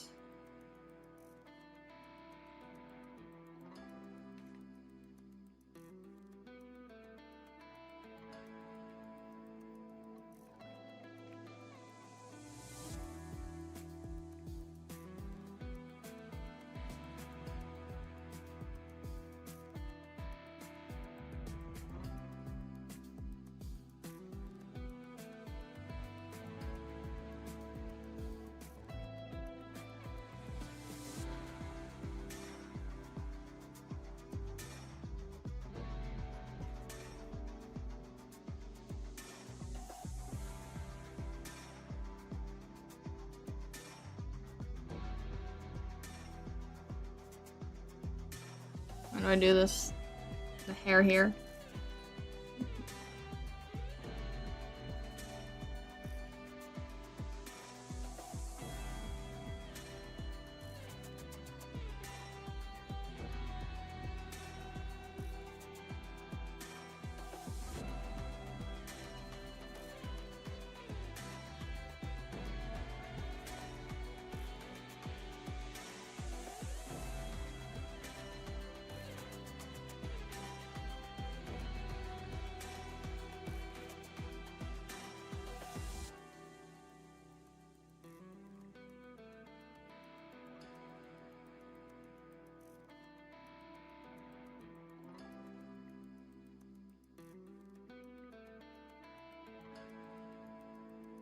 You can do stuff like this in your studies and also make it more fun for yourself too.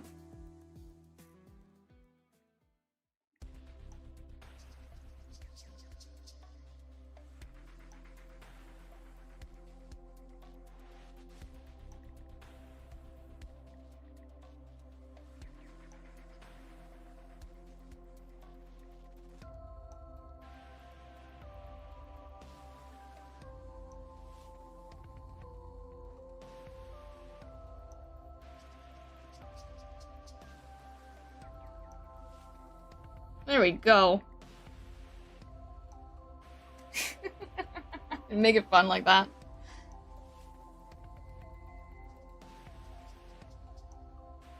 The cherry on top. Exactly! Must be done. Can't even tell which apple is yours and which is the reference. I appreciate that. Also, hello, Vesta. Welcome in. If I didn't see you draw it myself, I would have never guessed that as a painting. Like I said, you can actually get away a lot with doing things in realism. It's when you have to stylize things that a lot of things become your choice, your ideas, and that's where it gets tricky.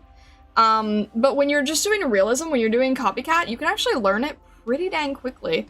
There's a lot of like middle school students who are really, really good at doing realism, and if you're copying from a photo, it's you can make something pretty dang impressive. You'd be surprised. You can surprise yourself with that. Said hi earlier, but I think you missed it. Oh, okay, sorry about that. Took a nap, felt sick again. That's why I'm late. Oh, I hope you feel a little bit better now after taking a nap at least. But yeah, realism is actually, realism is easier for most people than stylization, believe it or not. Alrighty. We've done the apple! Yes. Save that.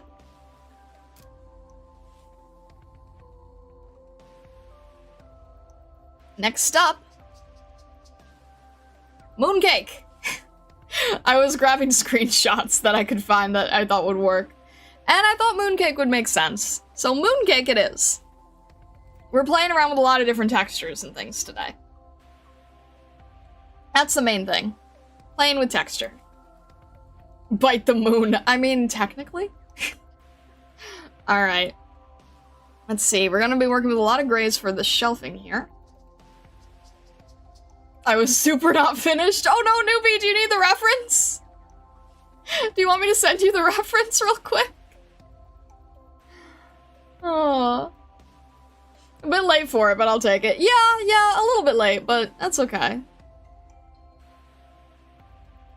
Curvature in the detail helps create the illusion of spherical surfaces. Yes, it does. I'll post my speed up rush. Okay. Alright. Well, here, do you want to do this one at the same time? We can do this at the same time. It's neat to see what I can do in a panic. Honestly, understandable. Newbie has to hand in his assignment now! Pens down!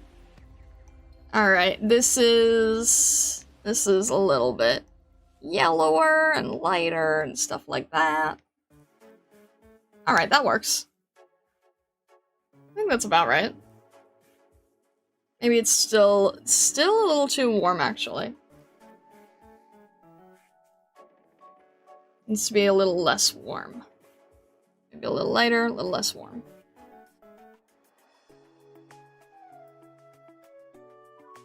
Can't really tell. It's less saturated than that, isn't it? There we go. That's closer. I think that's good. I feel like Newbie's natural state is one of slight panic. Discord Art 101 class when? That's an interesting idea. I haven't done Discord streams in forever. We don't talk about the Discord streams.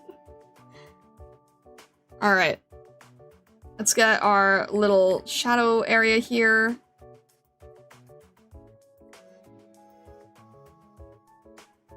That is an idea, though. If you have not yet joined the Discord, little Discord plug here, because you gave me the opportunity for it, definitely consider joining the Discord. We would love to have you. Alright, this is gonna be a little more saturated because it's reflecting off of the mooncake color. So this is desaturated because it's not facing the light. This is gonna be much more saturated. And this is really close to the mooncake, so it's actually gonna be lighter and more saturated.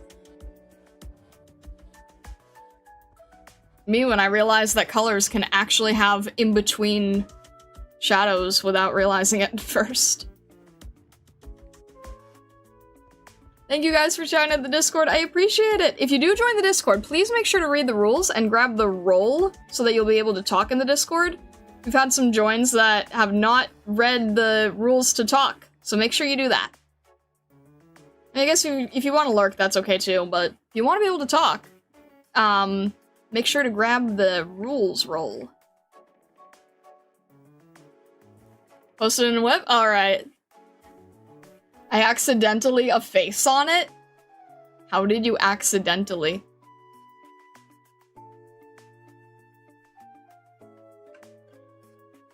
Do you want me to look at it now or later? Popping in and out because of work? Some stuff you have to focus on really intently. No worries, no worries. It was fun! The Discord stream. Later, no distraction? Alright, alrighty.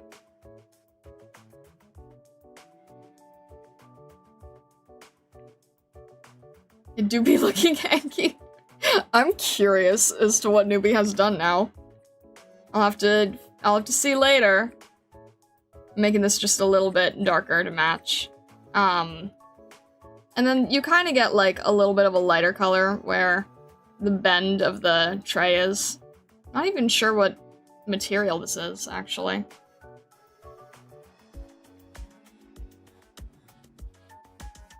It's gonna be facing away as well. And it's gonna have a little bit of that tiny bit of color, but not much. About here, I'd say.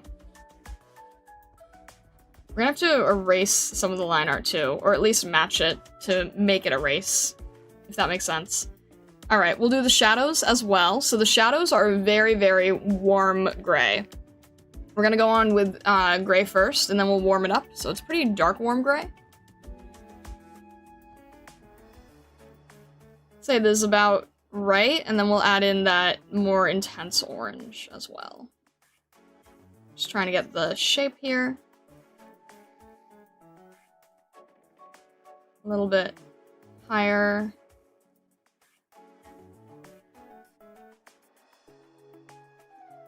About there. This one is sort of a straight shot.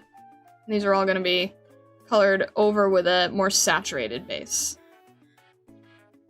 Because it's picking up the color of the mooncake itself, which almost looks like it's like nearly glowing. We have a little bit of ambient occlusion here, and then most of the shadows on this side. It's probably gonna...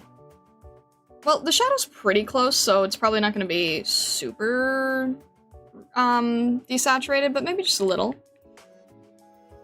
And then when we do the shadow between the shadow and the light, we'll do a line of in-between color here.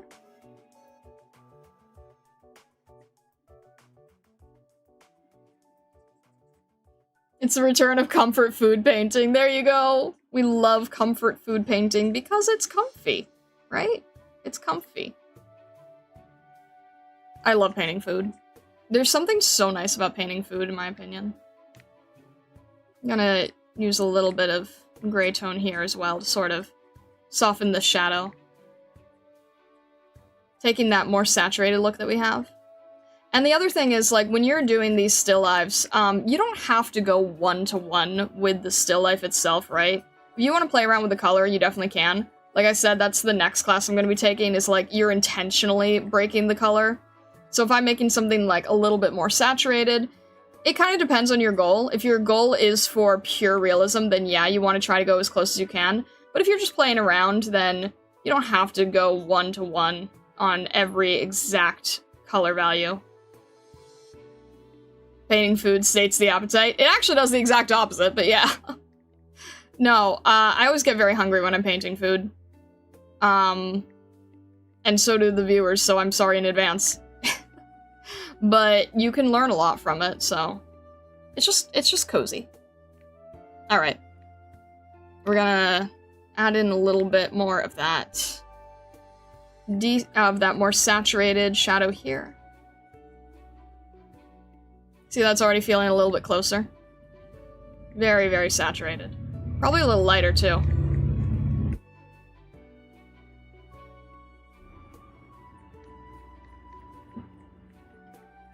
actually pretty, it gets a little lighter and desaturated over there too. Might adjust that. Make that a little grayer, like here. Actually, maybe a little cooler. Yeah, about here, I'd say.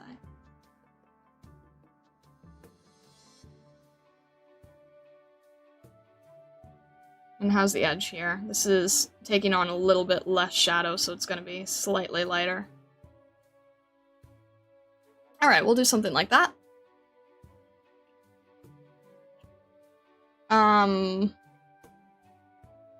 Let's get our base brown. Maybe about here. Nope, needs to be way more saturated, way more intense. Yeah, that's fine. I'll just quickly use these to just throw in color real fast.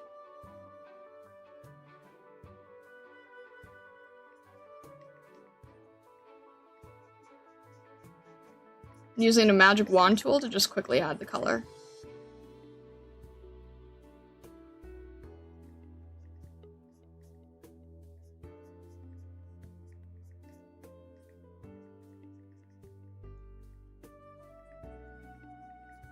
And then I'm also gonna see like what separation is on each piece. Because this is a very, what's the word? Because this is a very blurry piece, like the reference itself is very blurry, we can be pretty loose with it. We don't have to get it, like, completely accurate, you know?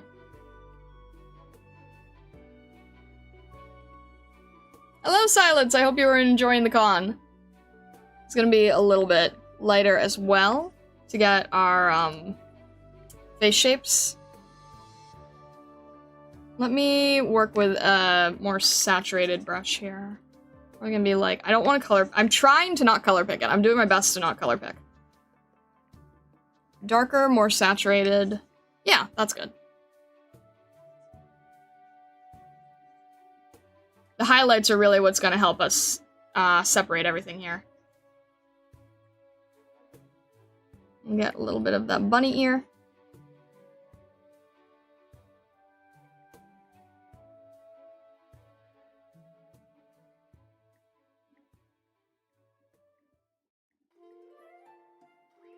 Try and make sure we get the bunny's face pretty accurate. Be like this.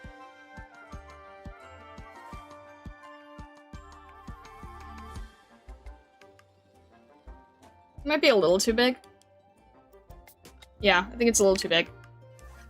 Just grab that. Make it a little smaller. Kind of hard to tell without the details if the size you have is correct, to be honest. But I think this is a bit better.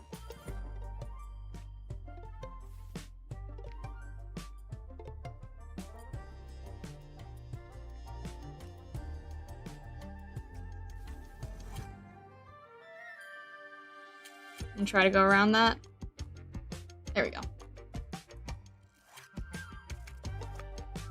Whatever reason, not hungry, but tired. Don't know why. It's not even late. Fear I have to go to bed. Don't want to fall asleep at my desk. Totally understand, Janu. Have a good rest of your day. Thank you for stopping by. We will see you later. Sleep well.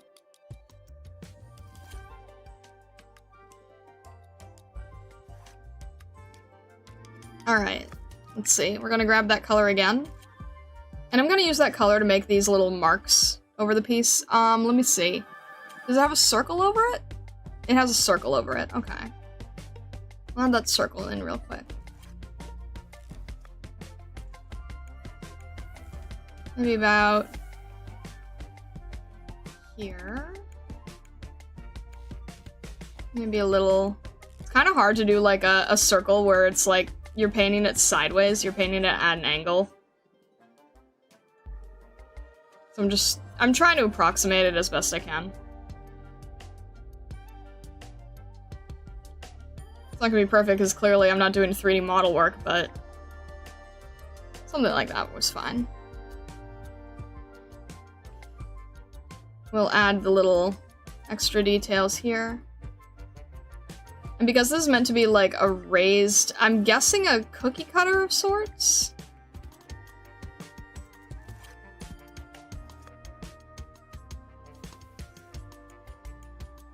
I don't actually know how the shape on a mooncake is made to get that raised edge.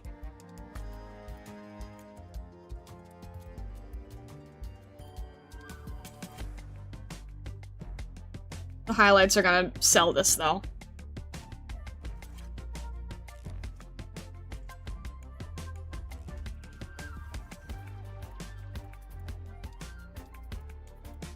And it kind of gets tricky, like I said, as you work around the piece in terms of perspective.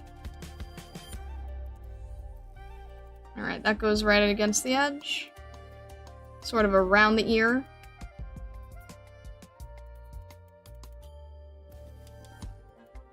And...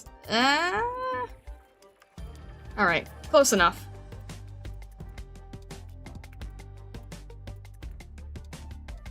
The highlights will help in just a sec. Let's just do the rest of it as well. Let's just get in the rest of the shape language. So let's have the little piece of the bunny here. Make sure it's about the same as what we just painted. I want to get in those highlights so things start making more sense visually, because right now it doesn't quite make sense visually yet.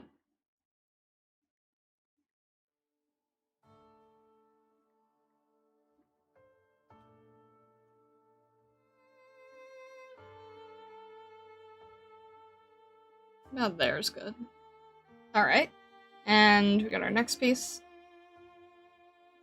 This part of the bunny.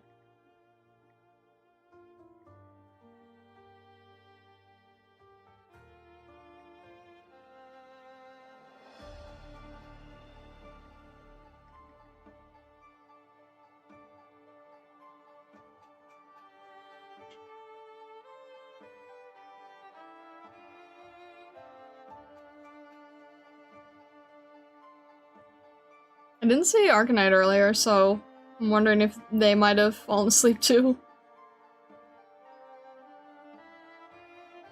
That's understandable, it's extremely late for them.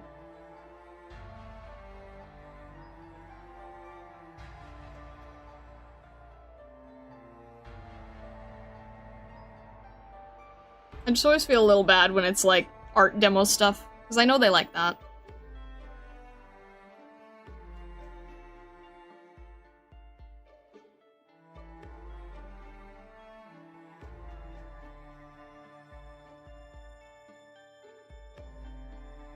Alright. Shape in.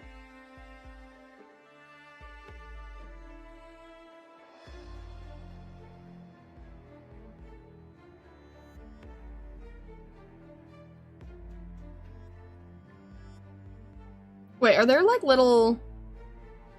It's hard to make out. Are there tiny little tick marks on these pieces?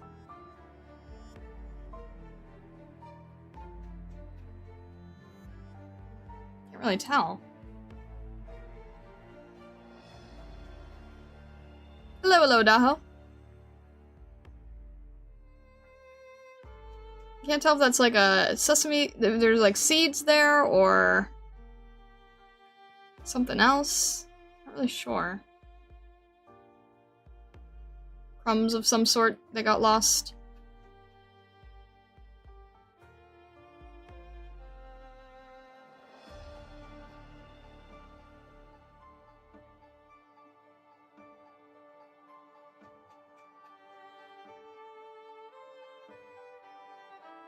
Was it for the Autumn Fest? I'm not actually sure.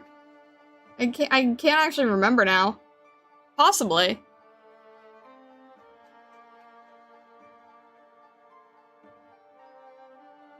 Alright. I can't tell if these are supposed to be... Fine, you know what? We're just gonna paint in what we see. I can't see... I can see, like, one little one on here. Maybe they're there. Can't make any of them out otherwise, but... we'll just throw in a few and... Because I don't... Maybe... Okay, maybe it is there. I can't really tell. We're just gonna go with what we can visually see, I guess. Alright, what I really want to do is I want to start adding highlights so we can actually make out what's going on. We're gonna add a highlight here. We're gonna make it a little more, less white, less intense, a little lighter.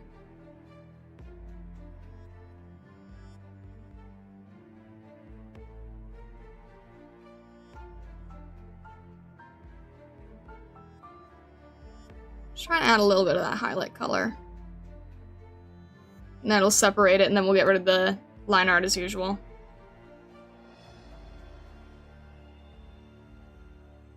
Alright. A little bit here on the mooncake itself. I don't want to go too intense on this, but just enough where you can see the different planes.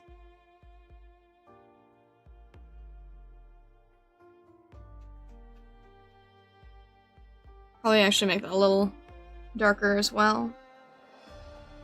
Maybe make it like... do this? Yeah, that works better. It's just a little highlight area on this part. And it'll give us that feeling that it's three-dimensional.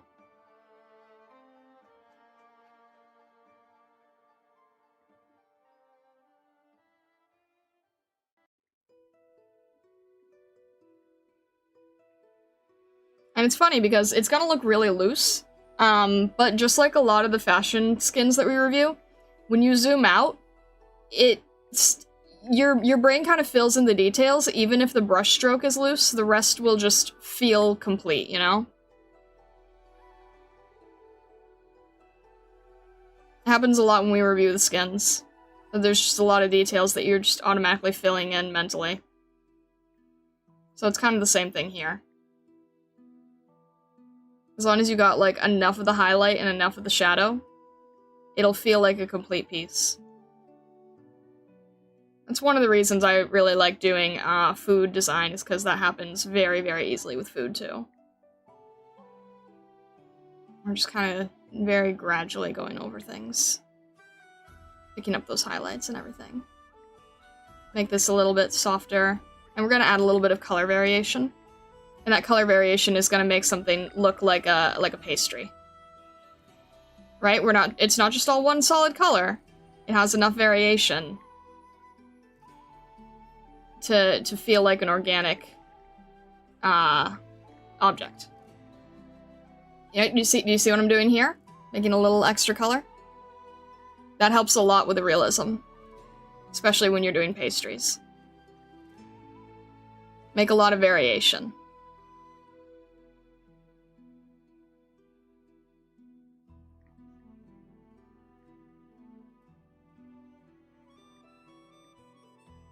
Do the same thing here. You can even see a little bit of it right here above the bunny's eye. A lot of that color variation is gonna make it feel more three-dimensional and a lot more alive.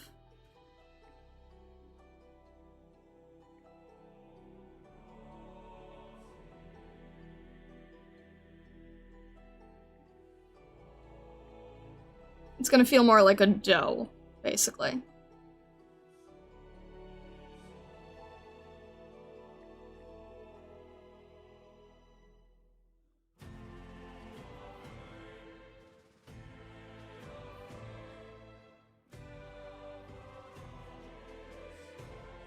We're gonna do it a little bit in the darker parts as well. We're gonna take that lighter color and we're gonna intersperse it. So we'll take this light color. We'll just sort of do it a little bit over the edges, you can see here. It's actually pretty saturated. So we'll go a little higher here. And I'm color picking so I don't get, like, full-on Crayola color. And then we're just gonna go over the edges. Add a little more variation. And I'm sort of tapping with my brush, so it's not being super strict. It's not going on super hard, it's sort of blending in together. I'm just tapping away. You can actually you can see, with the crystal, right? With a crystal cursor, you can kind of see that I'm tapping, and then sort of pulling back. And it's a pressure-sensitive brush, so we get variations very easily that way. I'm just going to do it around the edges here, and we're going to have to pick up our darkest color as well. Oh, forgot to do the highlight around that. Let me just do that real quick. We're going to grab this highlight color again. We're just going to go around the circle, especially over here where the light's really picking up. I'm just going to sort of go around here so there's a little bit of a rim around everything. And it's funny because it still doesn't really look like much, but once the shadow's in, the rest is just going to kind of fall into place. Because shadow and highlight together is what's going to make that feel realistic, right? So I'm actually not going to add too much over here because the light's not hitting it. Now I'm going to go for the much darker color. So much more of this, like, yeah, right here. Anywhere where there's, like, no light coming through, we're going to add that shadow. So over here. I have to be careful because it's pretty thin, too. That shadow is what's going to make the whole piece feel three-dimensional. You can already kind of see it forming. So anywhere the light can't really reach that crevice. One reason I really like this piece is because those intense shadows make the mooncake pattern appear really clearly. We're gonna go over here with the bunny as well. And for the bunny, in order to get that feeling of thickness, we're actually gonna go with the shadow color, and then we're gonna go again with a larger color, so the shadow sort of forms like an automatic line art. I'll show you what I mean in just a sec.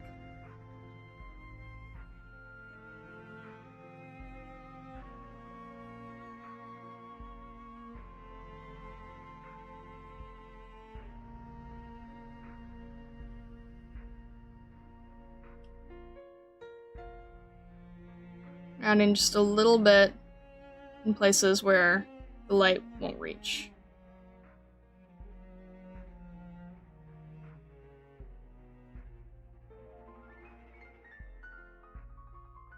So we go around the edges. Now this whole thing has more of a three-dimensional feeling to it. And all it is, if you're zooming in, like again, just one sec.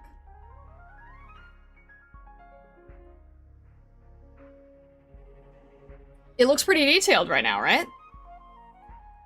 But if you zoom in, it's really dang simple. It's just a few really blobby strokes across each other.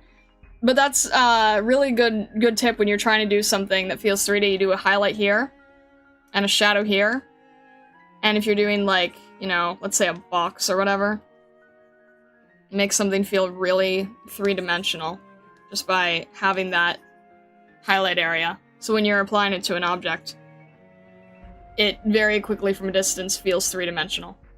But it's actually really rough, and I'm not being careful at all. The other thing I said with the automatic line art, you see how this is, like, deeper and more saturated? We're gonna take this darker color that we did around the whole thing. We're gonna grab our base color again. Maybe even, like, push it a tiny bit. We're just gonna sort of, like, lightly go over that.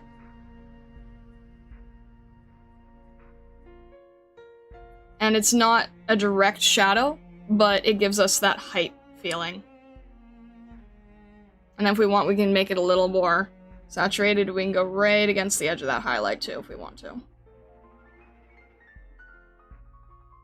And I wouldn't do it with every piece, I would just do it very sparingly. You can see that there's a little bit of extra flakes in brighter colors, so you can kind of go around it very briefly. Anywhere where there's, like, some open areas.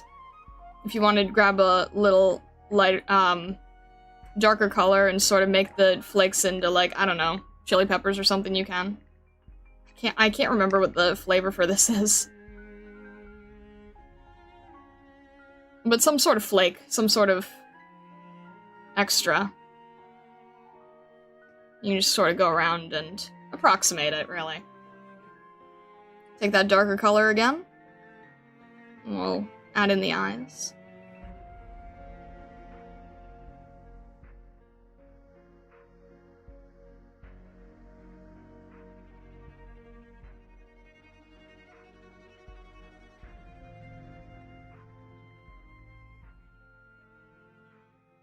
Try to make the eyes even though it's really difficult because you're working sideways. I'm going to take more of that saturated color. We're just going to have it right on the top here on the edge. You don't want to make it too light because you don't want to lose the shape, but just enough to show that there's like an indent. And go over it if it's too intense.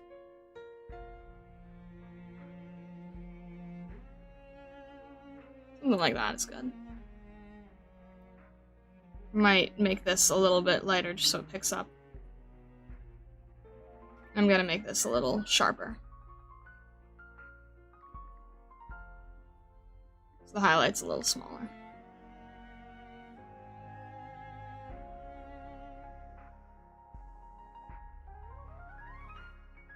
Maybe make this easier to see.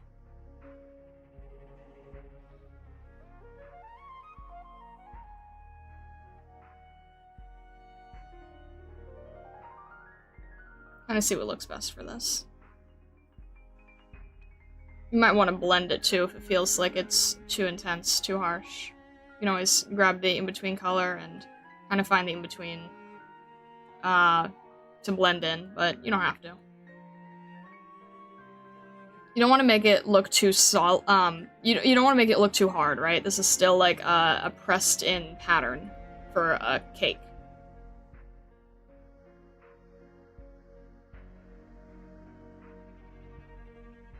Just something like that.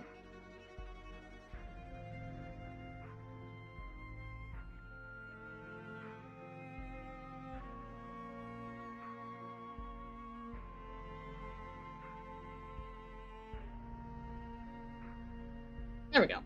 And then last tier, of course, we're gonna take our darker color. Focus on where the light is not hitting. So on the other side of each edge here.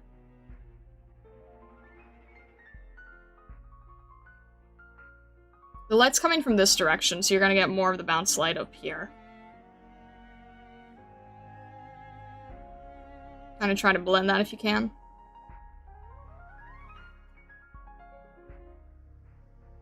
There's gonna be ambient occlusion, so it's gonna be kind of harsh light over there.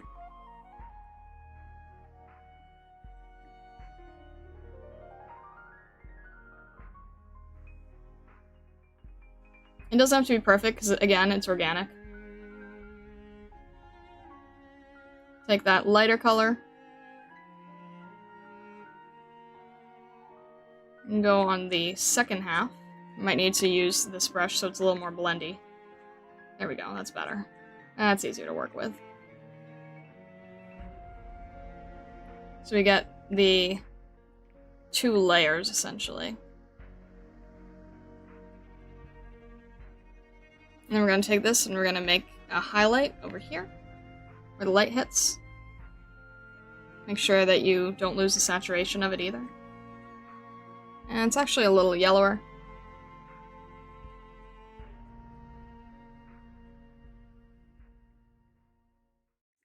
And then just start adding highlights where the light's going to hit it. There's going to be a little bit of bounce light too. So very, very subtle. You're gonna have a little bit of the light coming through as well.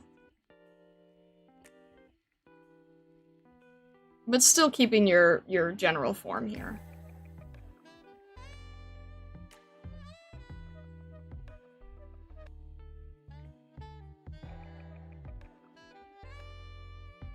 And it's gonna be brighter and more saturated.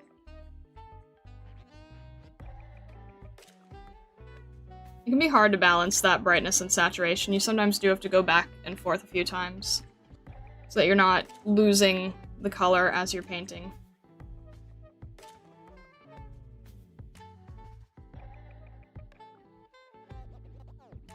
Something like that.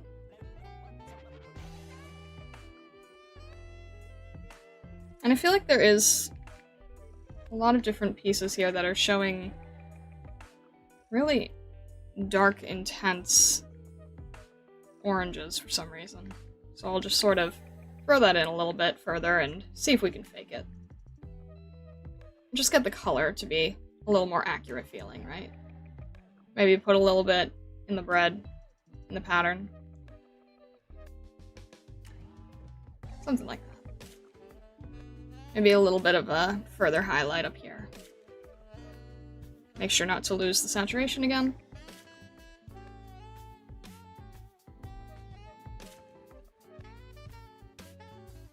Something like that.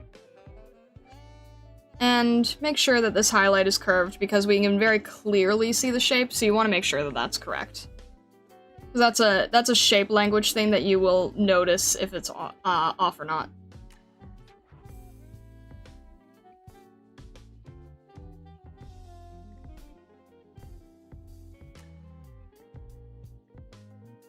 All right.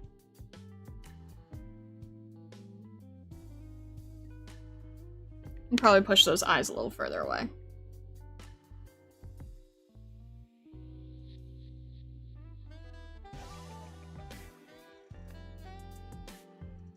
And overall, this can be a little shifted, a little liquefied. There we go.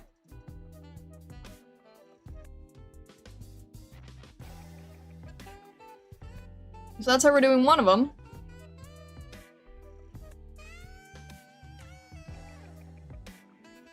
Since I missed it at the start, did you end up buying any of the new skins? I have not, like, physically done it on stream, but I will probably be... I'll definitely be grabbing the Reed one.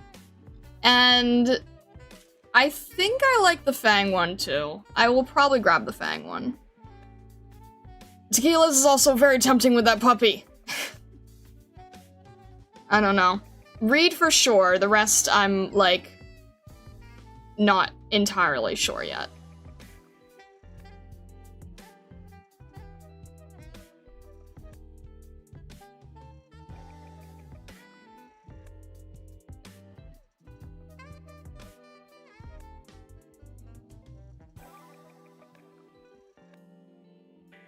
Read Miss Claus. Yeah. The Reed one is really nice. I'm definitely getting that.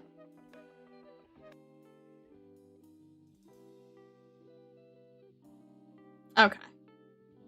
Add a little stronger highlights over here where I'm just seeing them standing out a bit more.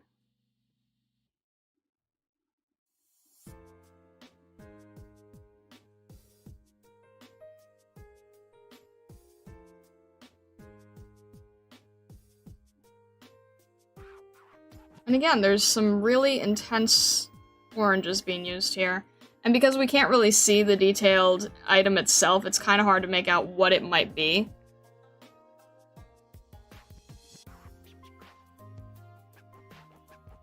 But if I see it, I'll try putting it in.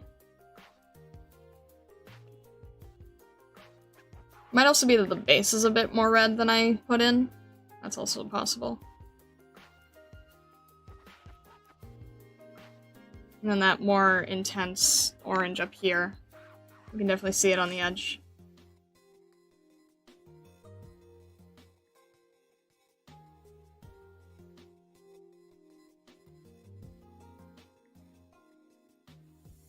Hard to tell what's actually there and what's a texture. Not a texture, filter. I'm just doing my best with the information I have. Bought like 5 skins this morning. Understandable. Add a little bit of the extra eye there. Little eye peeking out. And the other eye peeking out. And because it's still 3-dimensional, there's going to be a little bit of a raise up here. This is why we have to get rid of the line art later. There's a raise where the bunny cutout is. Like this.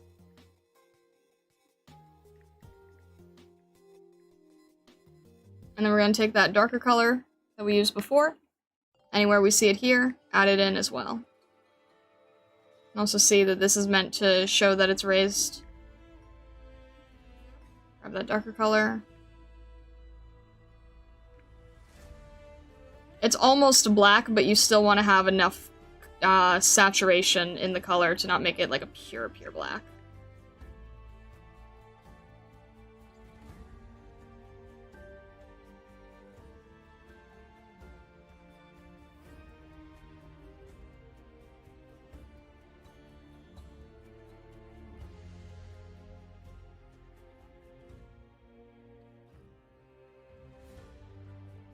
Looks like there's a little bit of like a extra burn here or something.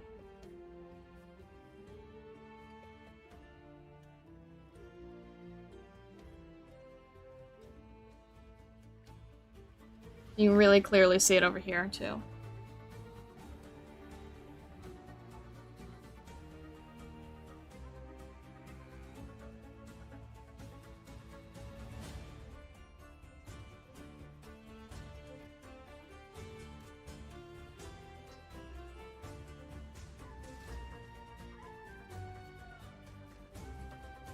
Alright, we're almost done. We're almost done. We're just adding, like, lots of different layers, lots of different lines, and building things up. Almost done. Alright, Breaking Ice, no worries. Thank you so much for stopping by. I hope you have a fantastic rest of your day. If you want to make sure you catch the next one, make sure that you are subscribed or are part of the Discord, and you'll get notified. Our next stream is going to be on Saturday. We're gonna torture me with fish.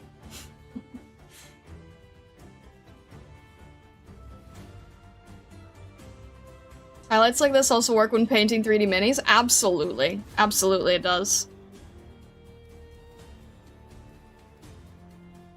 I haven't done that in a long time. Alright, this is pretty intense. I'm guessing there's like a filling in this.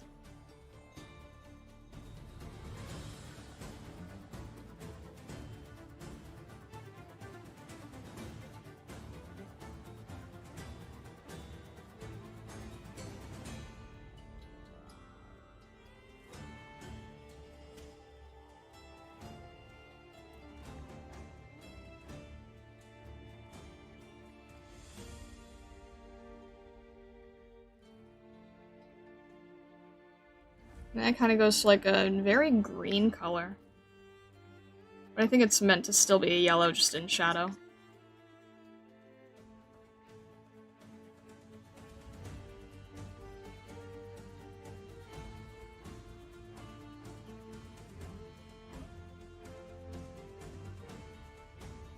There's lots of texture here.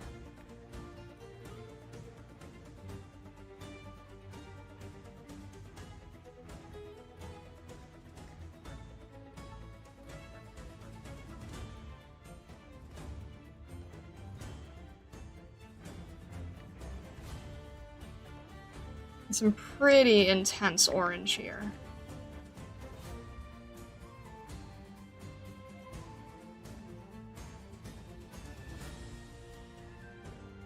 Pretty intense orange against an even more intense yellow. That is nearly glowing.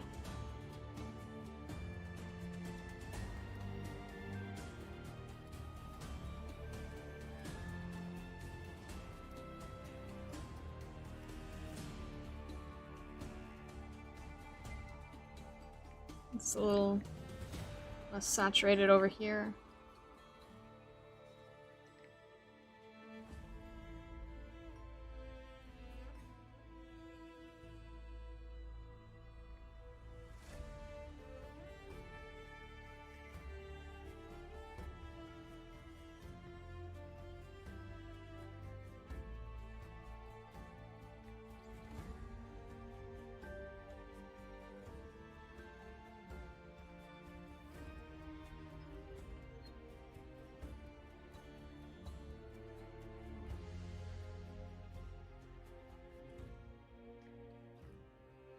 And I'm just sort of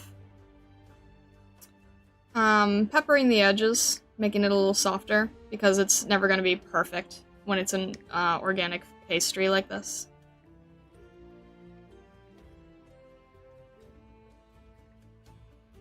And then we're adding a tiny bit of highlight right on the top to give it a little bit of a liquid glistening effect here. Alright. We're gonna go over here. We're going to lock this. We're gonna start getting rid of that line art. And just grab the color next to it and just paint over. And it'll disappear.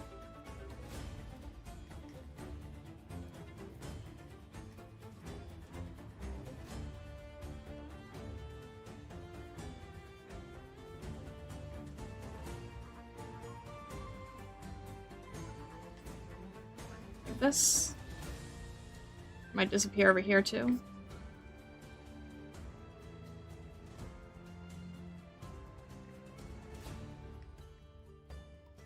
Sometimes it shows up, but like very, very faintly, or maybe with like a highlight or something instead. Maybe as a darker color or something. That's what's gonna give it that realism.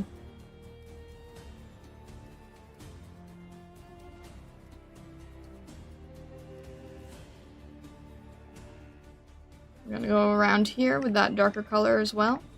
So it gets rid of the edge. Anywhere it's not quite matching up, just make sure to match it with the color next to it.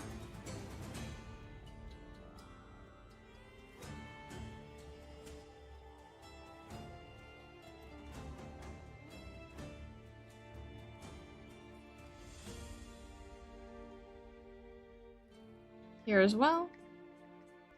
Sort of keep painting over it so it disappears entirely.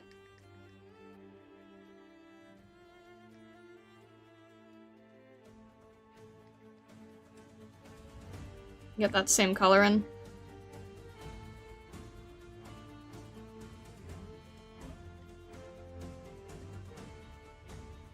Once you get rid of the line art, it's gonna look a lot more realistic because, you know, real life doesn't have line art.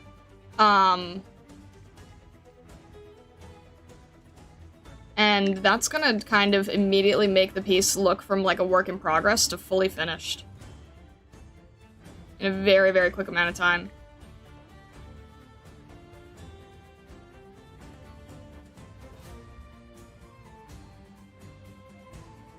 We'll go back here and we'll add just a nice little line over there.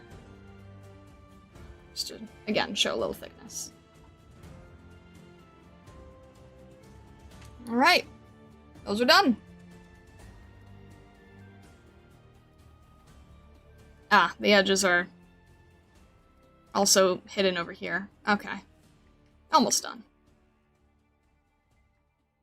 I'm done in a flash. I'm done over here. Over here. And against the edges.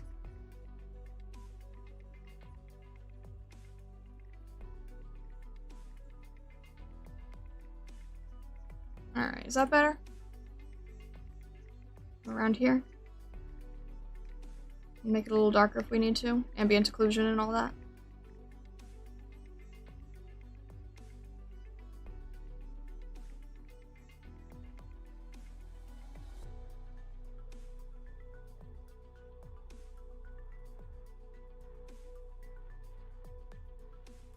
There we go. And cakes are done. Save that. What do we think the filling is? Custard? Nut? Lemon? That's a good question. I really don't know.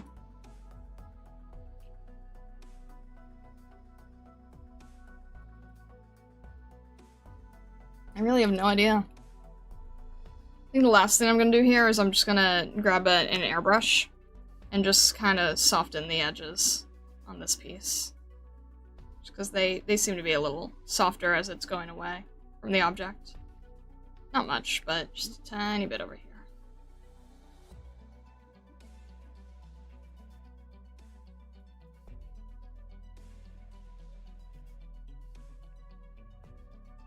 Very quick difference.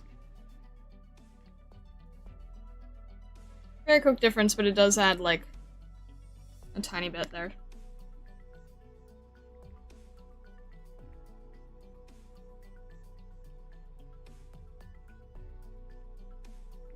You don't want to do it too much, just a little.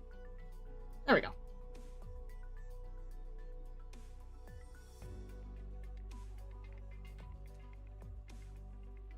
Usually some kind of custard for the mooncakes that do have a filling. A custard would make sense then, right? It's none of those? The densest bean paste, it'll fill you for an entire day. Oh dear. I looked it up, it's a nut. Probably like the universe equivalent of pecan. Okay. Fair enough. What items are these? Are they like to restore sanity? Yes. They were, event items. But since they disappear, and I don't want them to disappear, we have to immortalize them. Okay. Do I want to do the last one, or is it too much for today? Let me check. Let me check the reference again.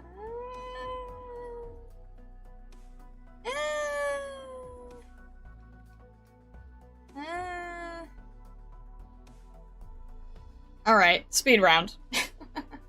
We can do this. Last one for today.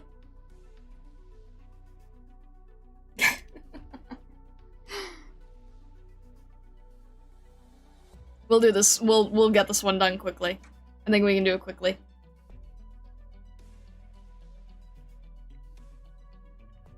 Had to include it. Had to include it.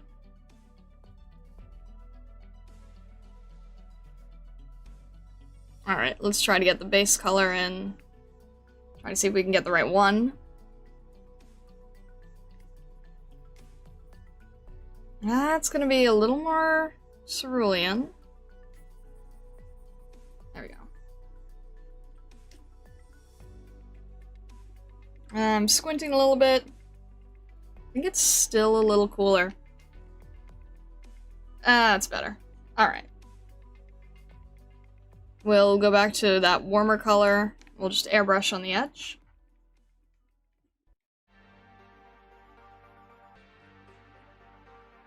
And if any of the colors seem off, trying to observe here. There's gonna be a little bit of highlights in various areas here. And I'll probably have to address those later. Alright, let's do the base colors in first. So let's go from, like, black to gray to pure white here. The moment I leave for a second, suddenly a kettle's on screen. Alright, let's make this like a charcoal that we can actually see. So maybe like a gray charcoal like this.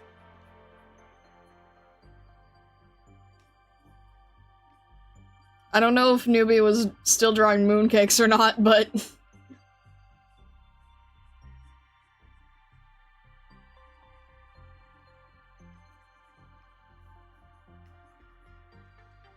Alright, we'll get that charcoal color, and this is like almost pure black, so it's gonna be a little hard to see all the detail.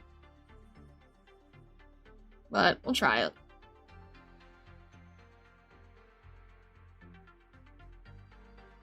Probably have to work in different layers too for this.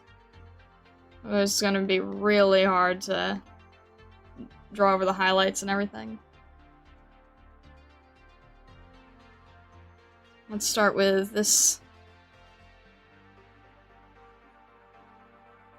on the top.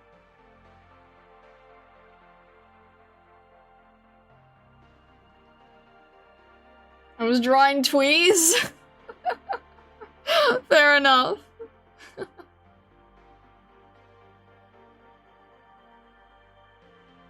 Tweez sound interesting.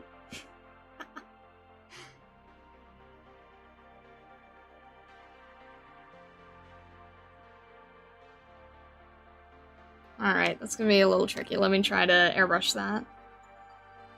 A lot of this part's probably gonna have to be airbrushed because it's gonna be a little too specific otherwise.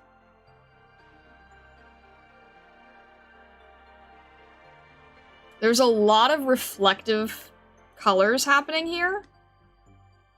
So like the dark mixing in with the base tone of silver and also this highlight here. Kind of going around the edge. There's gonna be a lot of confusion, I think. But like I said, we're gonna try to do our best and we're gonna try to speed around it.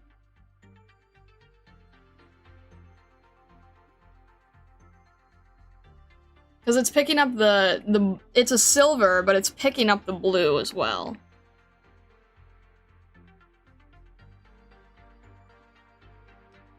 I'm gonna want a texture brush as well for that too, because this is very textured. If I just use the airbrush, it's gonna feel very plastic, and I think it's actually a metal.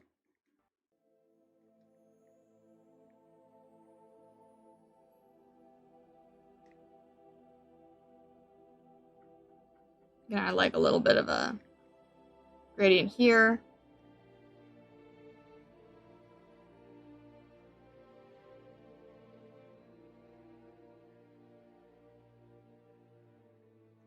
There's a lot of various colors that is sort of like reflecting the environment around it.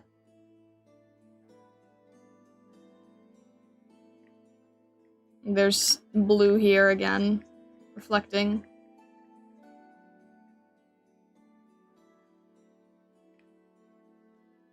There's gonna be a little bit of blue here reflecting. And trying to get that gray around the edge. And then it kind of goes down to nothing, so it's really hard to see what's happening. Actually might be, actually might be very unsaturated. Because I think the handle would be plastic. There's still just a tiny bit of blue peeking through here. And then as it's going from the light here to the shadow, it's gonna get darker.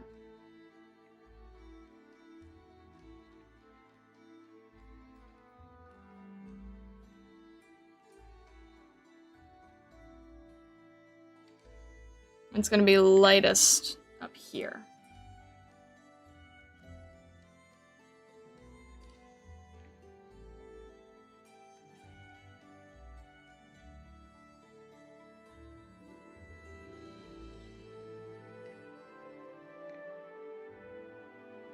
It's gonna have a little bit of a occlusion, ambient occlusion, where the lid is.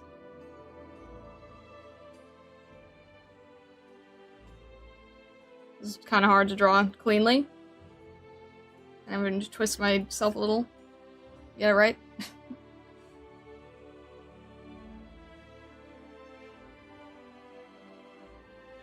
And there's a lot of different highlight overlaps happening here.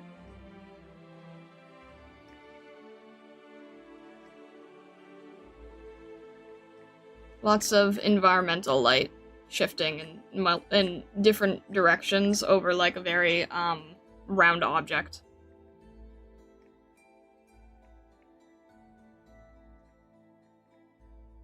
There's some like bright cyan here, some pure white, deep shadow area. There's some orange, which I haven't even touched yet.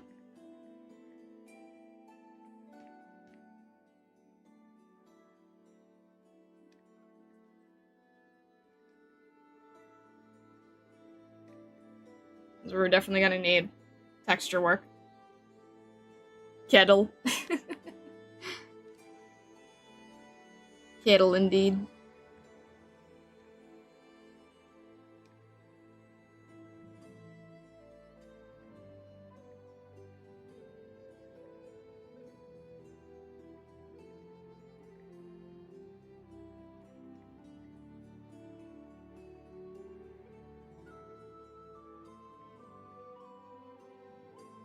Alright, this can be much brighter, can't it? This is like pure white.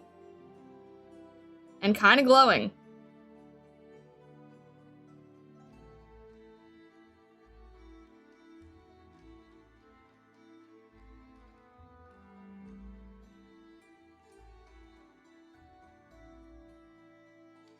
There's a part that's also very cyan as well over here. Alright. That's not looking bad. This could be tilted upward a little. Like... That's better. Like just a little bit.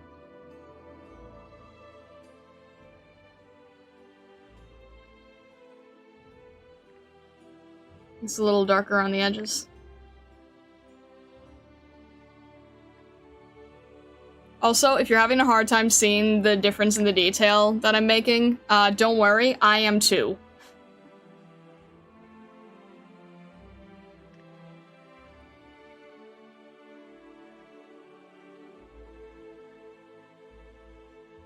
It's very hard for me to see these subtle changes too.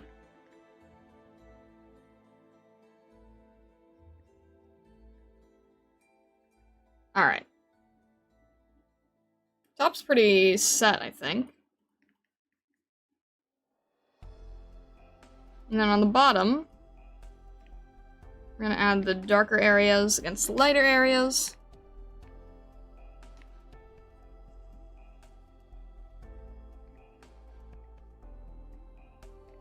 Definitely having a hard time seeing everything.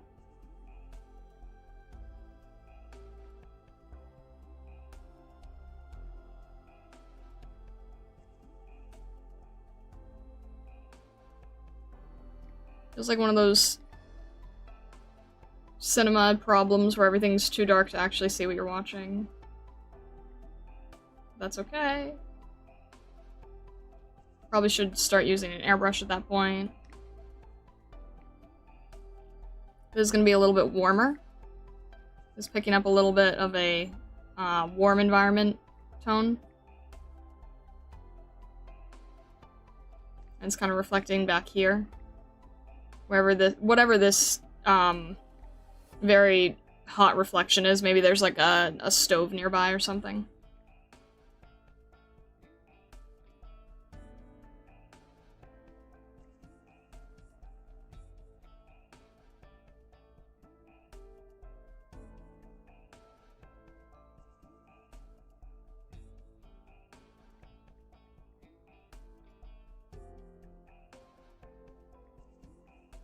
Alright. I'll refine that a little bit later. Just want to sort of get the gist of it in. We'll add like one of these more desaturated colors and just go around the edge. Maybe make that really desaturated, just so I don't get confused.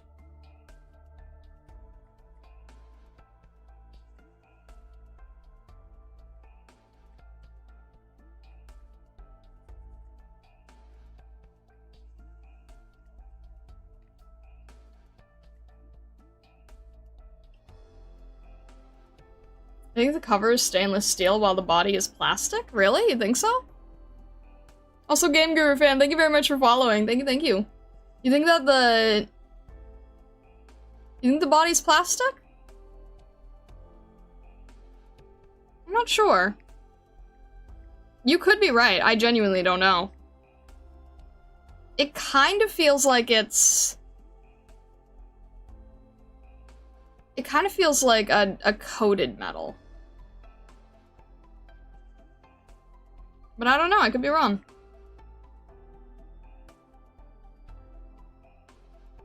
Enameled metal. Yeah, that's what I was thinking of, thank you.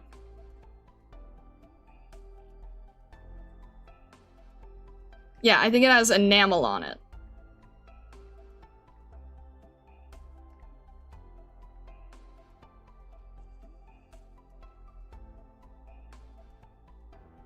Thank you, I wasn't sure how to say that.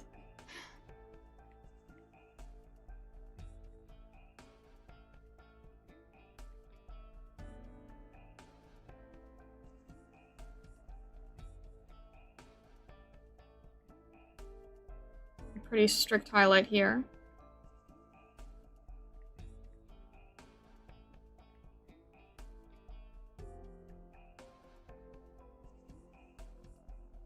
And this is very subtle, but there's a line there as well. It looks like a lot of colors being picked up because this doesn't look super even.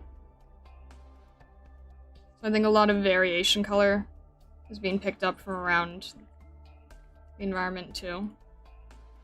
Making it not quite so certain where each line lies.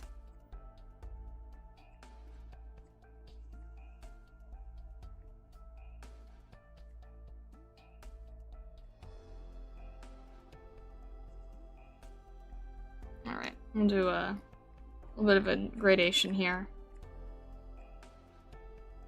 Actually, no, we'll start doing the texture. Start doing texture brush. I think this is where we start needing texture brush.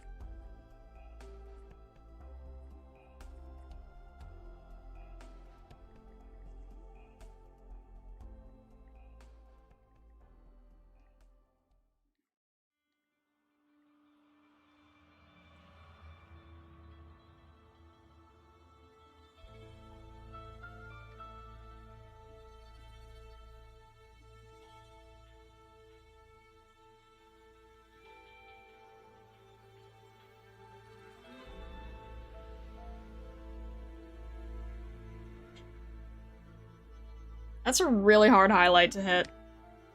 I can't quite tell what I'm doing, but maybe something like... maybe that looks a little bit better, and maybe a little bit of a stronger highlight up here.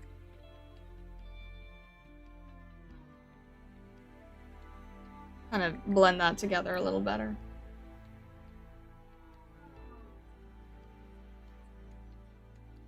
That works.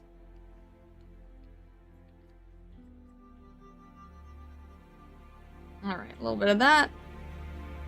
Make this much darker on the edge. Then eventually give that a white rim. Make that a little faded.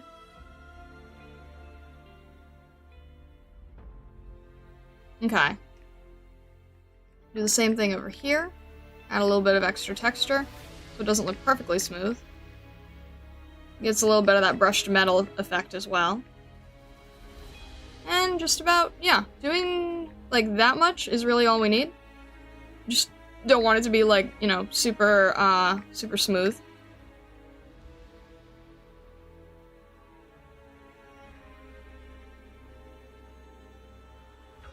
That's really all we need there.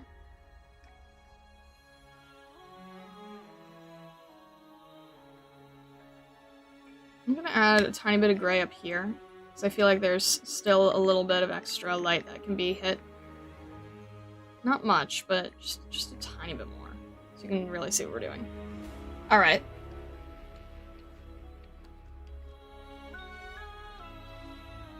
And this, make this a little higher, make this a little warmer. Do that up here. And again, I'm using the texture brush, so it's pretty soft.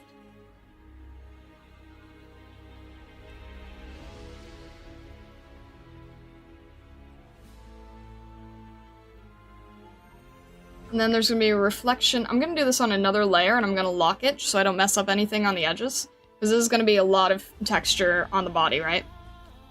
We're gonna add this reflection from the handle.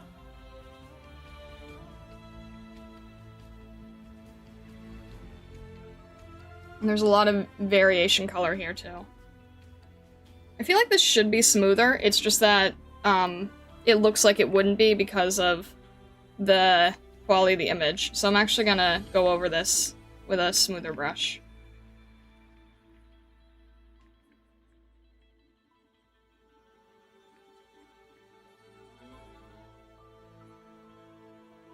And we're gonna add some variation in the color. So this should be much darker, this should be much lighter. There's a stripe in between.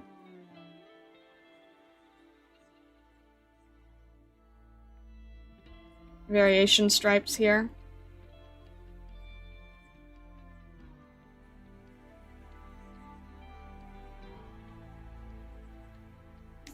Pure black in the center. This is why I'm saying that realism is much easier, because all you have to do is sort of like copy what you're looking at, the existing object, right? It's a lot easier to do realism than it is to do stylization. Because everything's already given to you in realism.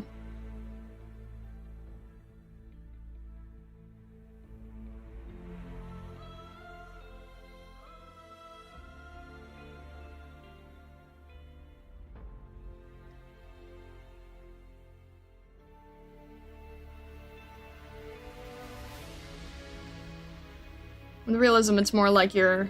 It's a little bit more like you're plugging away at a formula. And stylization is like, you know, you have to take the wheel.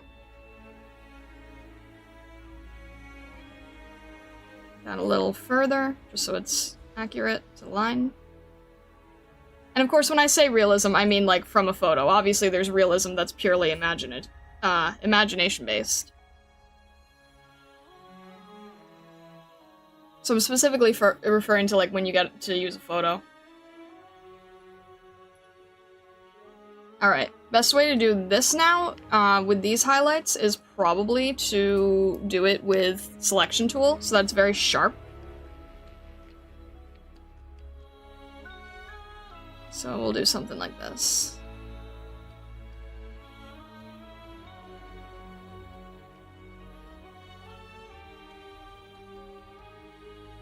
We'll grab that bright orange.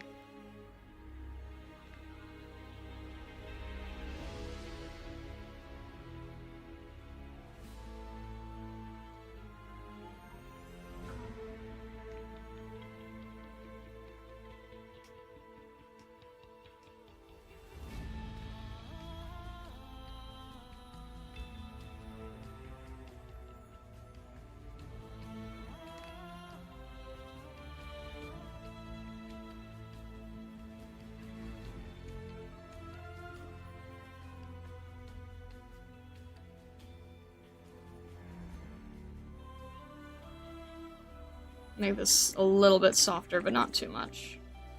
Just a tiny bit.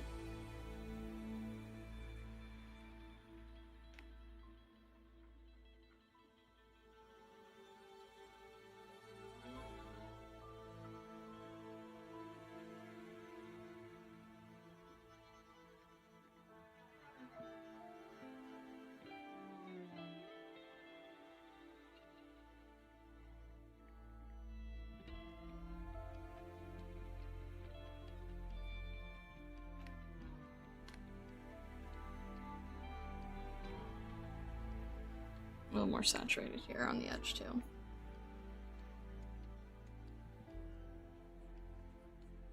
Alright.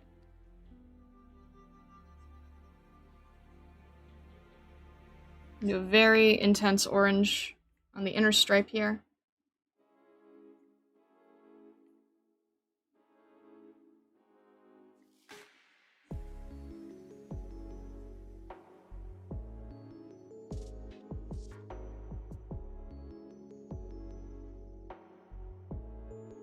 Not really sure what's being reflected, but it's very, very strong.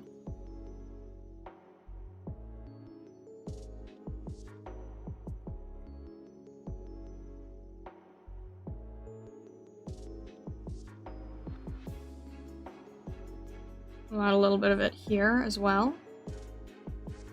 You can kind of see it picking up against the edge.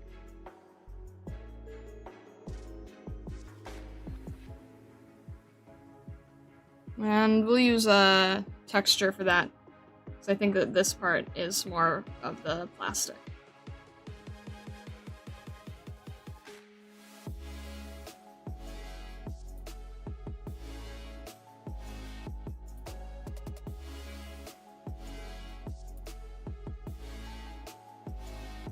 If we use like soft brushes and texture brushes, then we're creating the illusion of different material as well, which is always a very helpful way to work. Very, very good way to quickly indicate that things are different from each other. is different types of brushes.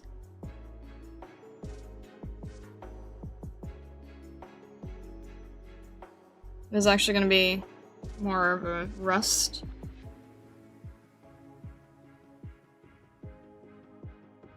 At least on the edge here.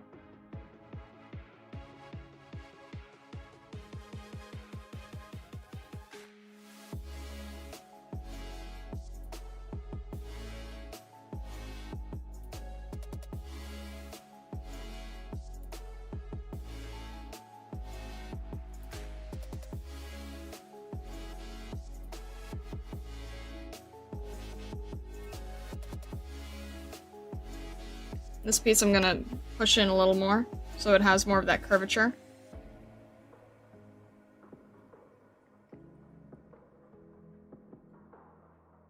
A little bit of white.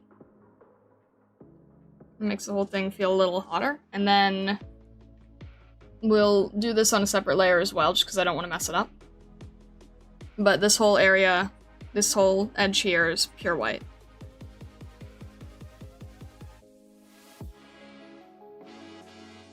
And it's a little hard to get right against the edge, but the rest is just going to be highlights.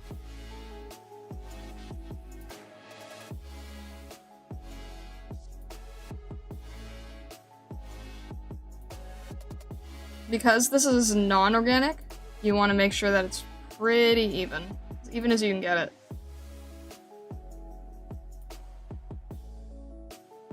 This is non-organic, so variation should not actually be apparent here.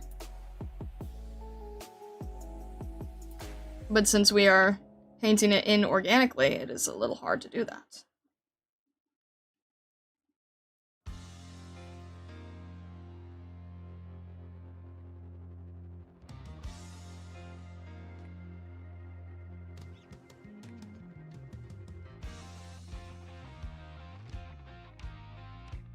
About that's good. And then, I'm gonna go over it with an airbrush and get a little more varied. Do some more visual info. That's good.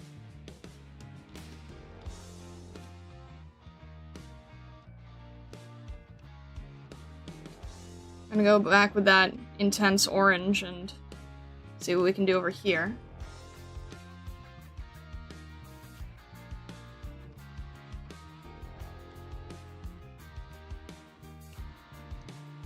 And let's not also forget it right here.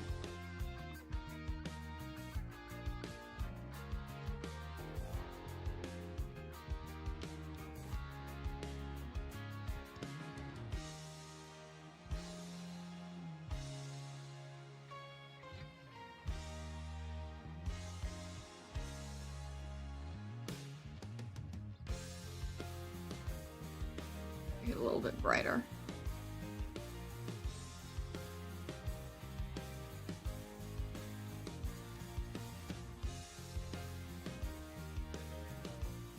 There's also a highlight over here.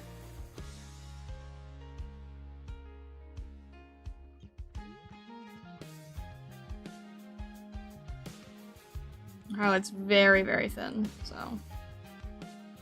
it's just the outer, it's the rim of the base. I'm gonna go over it like this. Make it very thin. It's the rim meeting the side.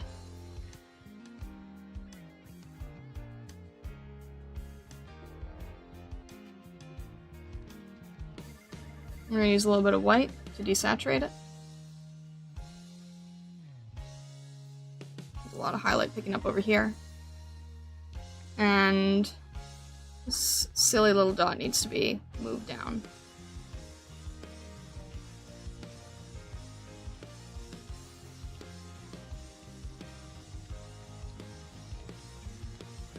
Which I can't even seem to get.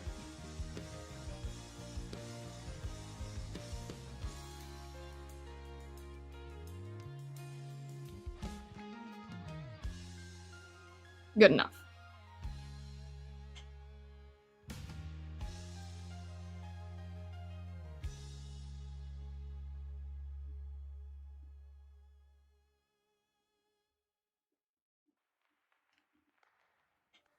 Okay. For this, why don't we take a... yeah, hard would be good. We'll do a hard airbrush. We'll just sort of start mimicking the shapes here.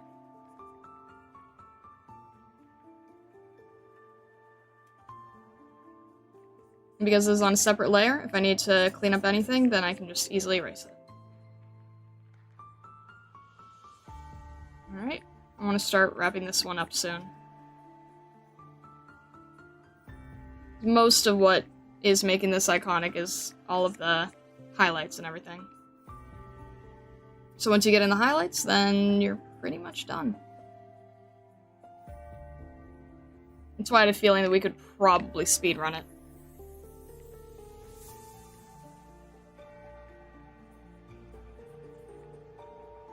A little bit more saturated, not by much. There we go. Good. What did I just do? There we go.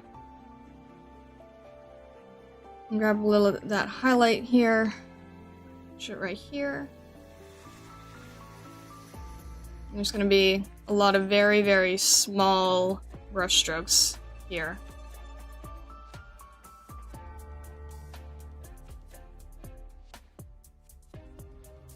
So you don't have to be perfect with it, you just have to sort of follow the general shape of what they're showing here. We're really just adding texture and visual interest.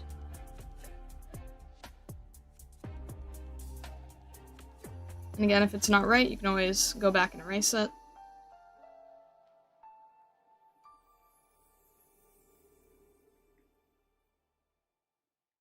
There's gonna be a little bit more on the orange side.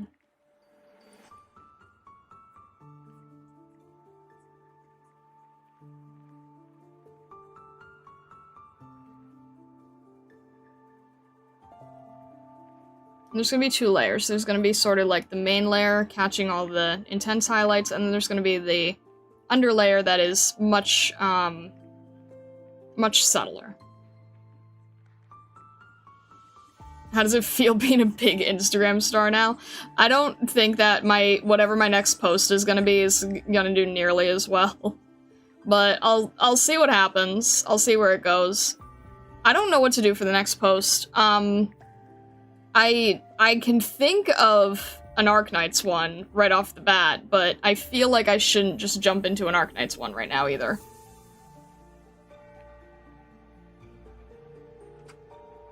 I think I should probably do, like, an Illusionari-based one or something.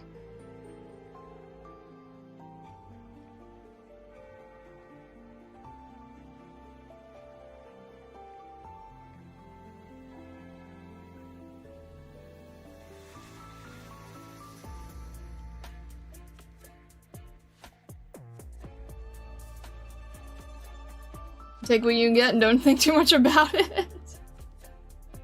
Why not with the Arknights one? Because, I think most people who just subscribe to me won't know what it is. Whereas, it's like, they won't know what it is, but it's like an existing thing. Whereas, at least if it's like your own OC, it's not an existing thing. I don't know. I really don't know. Alright, you know what? I'm actually just gonna do this all in one layer because I'm being lazy.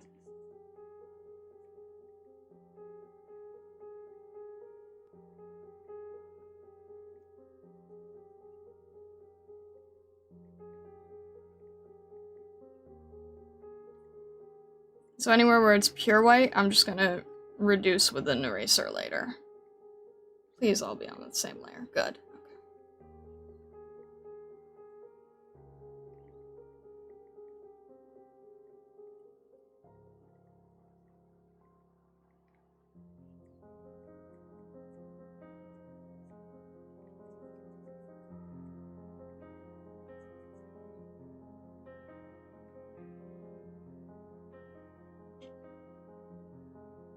Not allowed to be lazy.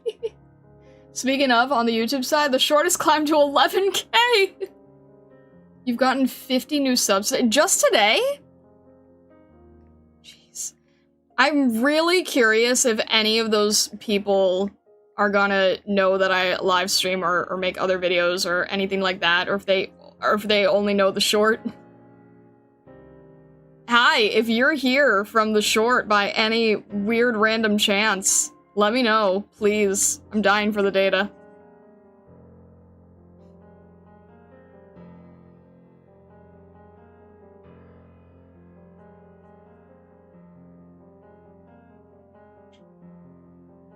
Alright.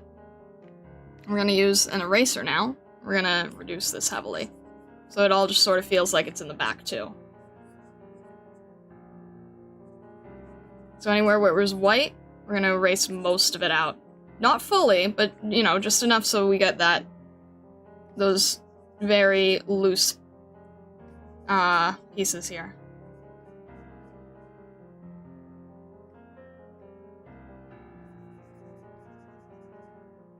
Oh shoot, was this? Oh no, it wasn't, okay. Made me a little nervous for a second.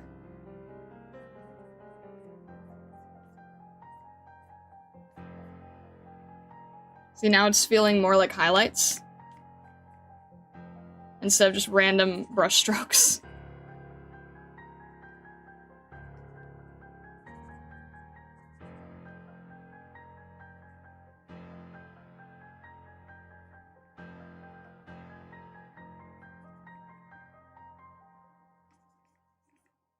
So you can add a bunch of stuff and then reduce it, and then make it feel more accurate.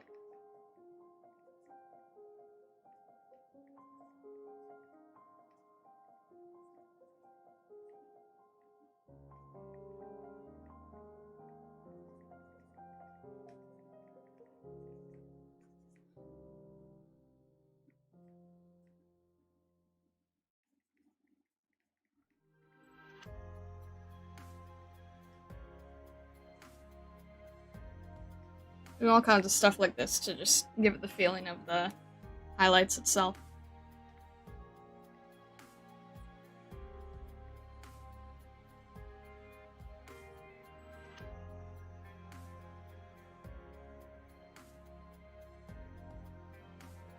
Adding a little bit back if I took too much off.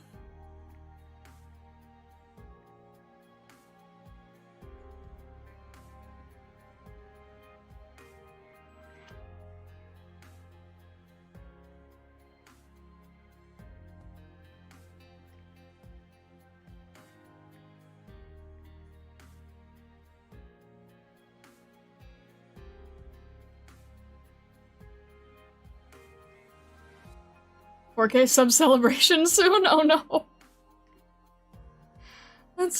That's crazy. That's a little wild.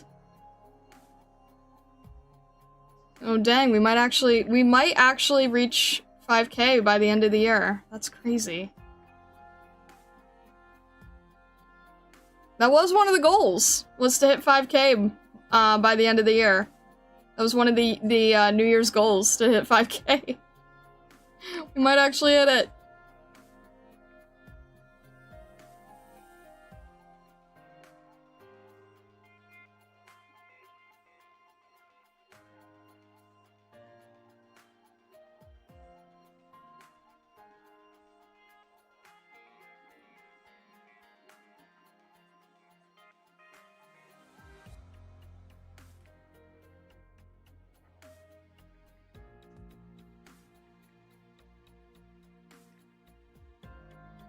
I can also just use the reduced color that we made, and then just use that to paint in highlights now.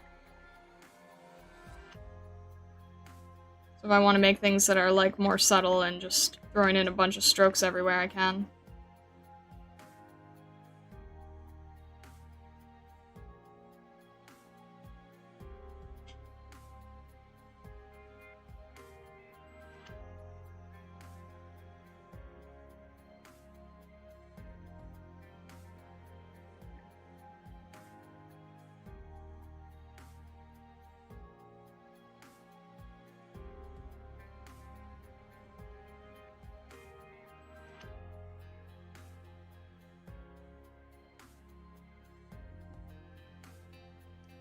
Mail Club will push you to 7K by Christmas. Screenshot this.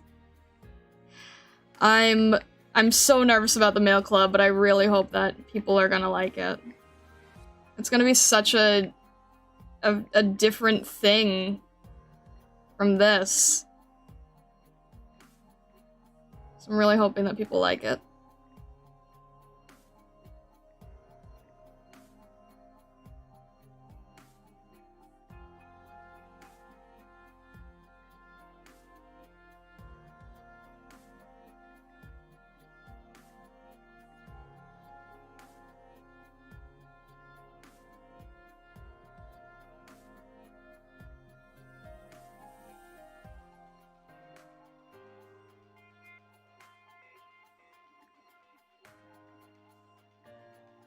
Alright, does everything feel a little less random and a little bit more, or more random and less, what's the word I'm looking for? Less, fake? Does everything feel a little less fake now?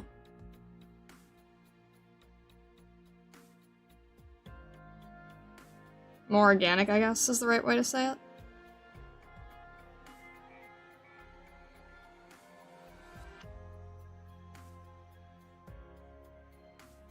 Make this just a tiny bit darker too. Tiny bit, not much. Just a tiny little bit here. Just to add a little more variation. Maybe I can't. Maybe I've already painted over the wrong layer. Oh no. Alright, what if I do it like this? Does that work? That works. Okay. Tiny bit for a little more curvature.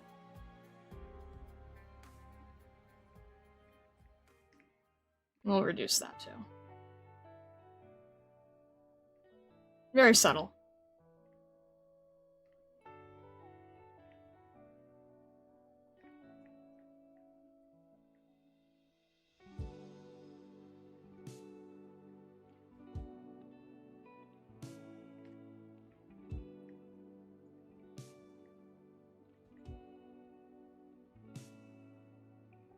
Going back with that textured brush again.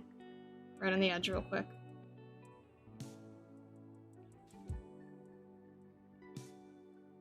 Alright. Anywhere else we might need it? I think we're okay here. Alright, I'm gonna do this with an airbrush so that there's less variation in the color, and hopefully it'll make it feel a little more, reflective.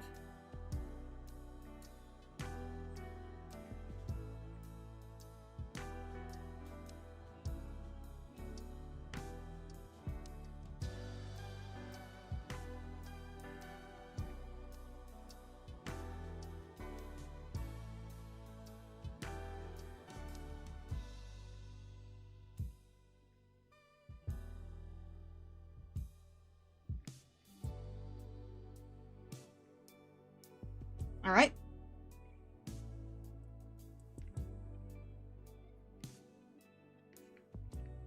And we'll do this with a lasso, I think. I'm pretty much only going to be able to approximate it. I'm not going to be able to get it perfect, obviously. Just the approximate idea of it.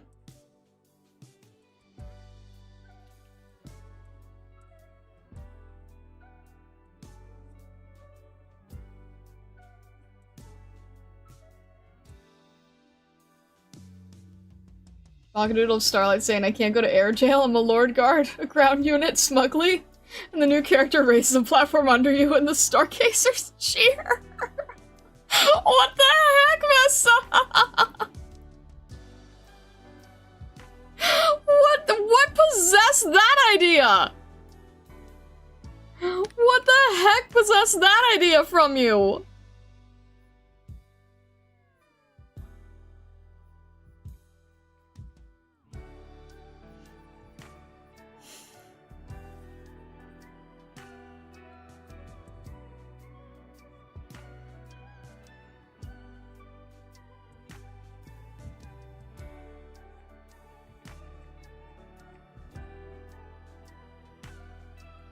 I know, really long nap and feeling sick causes strange ideas.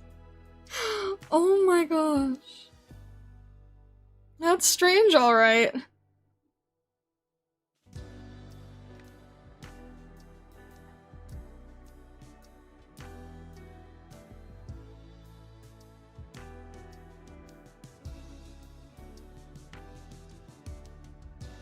Stargazer's cheering is brutal.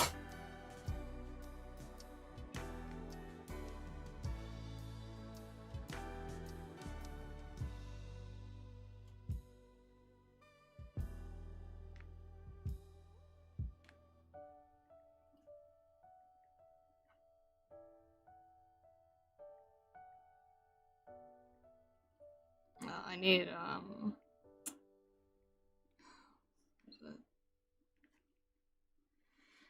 I guess that works. No, I need... What do I need?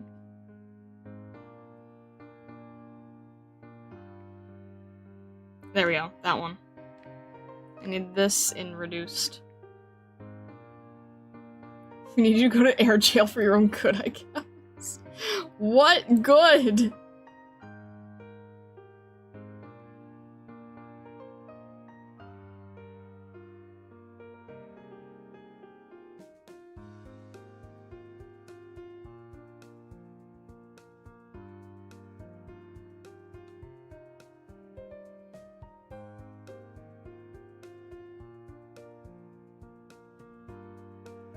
It's very hard to do sideways.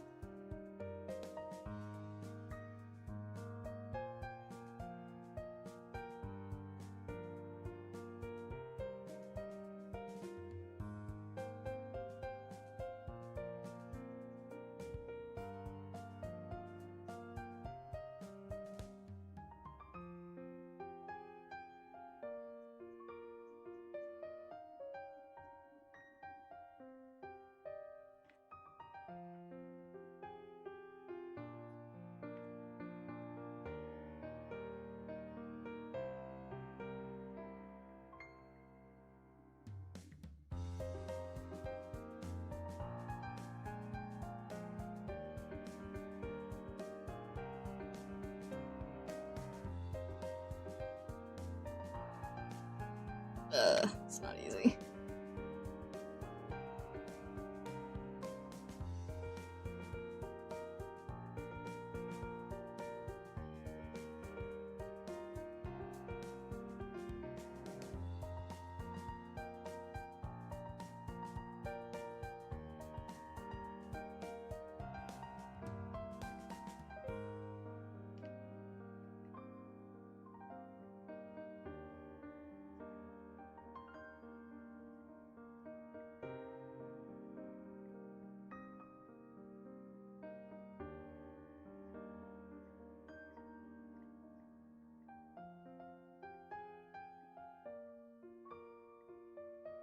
Alright, I think I've got it for the most part, and then I just have to add a bunch of variation so it looks less, overdone.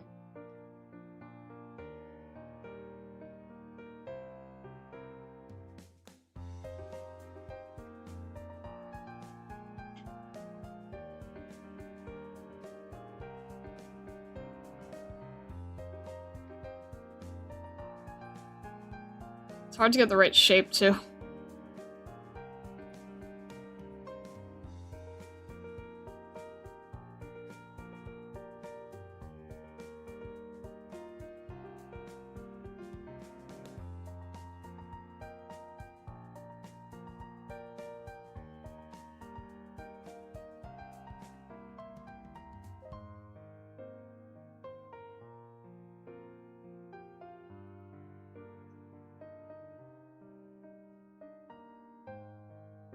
Alright, there we go.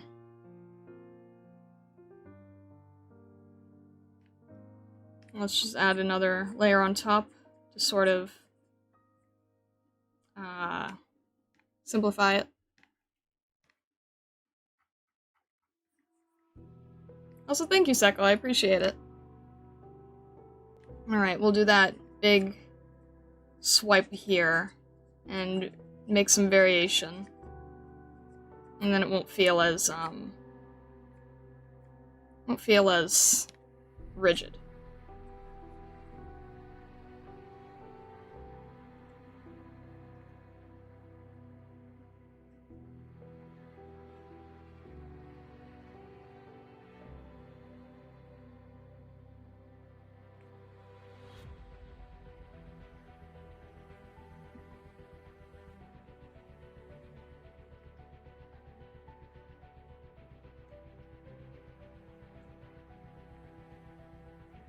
Like that, and then... Feels like it needs to be darker and slightly more tapered.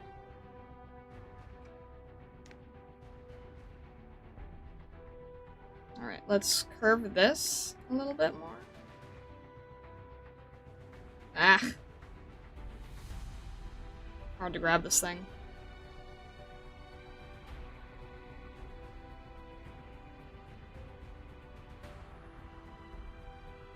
Here we go. Hard to make it look like it's, like, actually on the surface.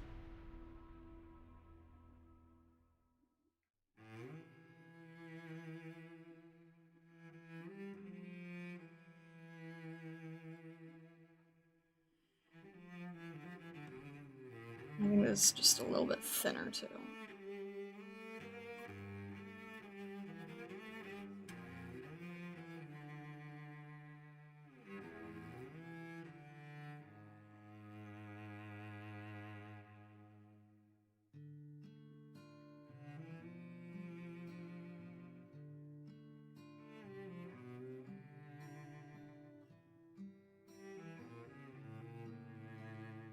Alright. Probably a bit more accurate.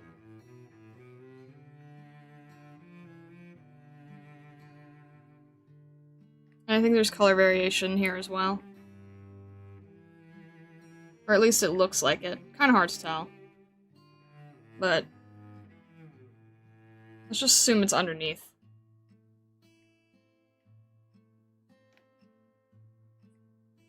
I have a little bit of a darker color here again. And then we'll add a little bit of ambient inclusion, assuming that this is like a sticker.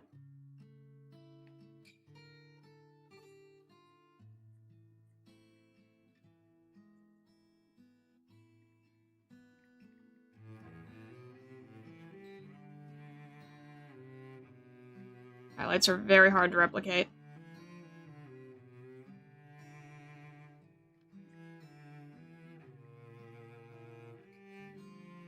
And as you can see, like, I'm not trying to perfectly get every single perfect shape of the highlight, but the highlight has to sort of work to make this believable.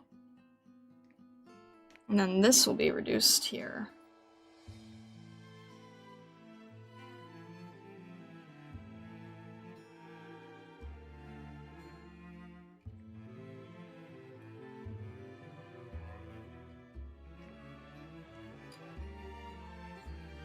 This feels like it's a little darker too.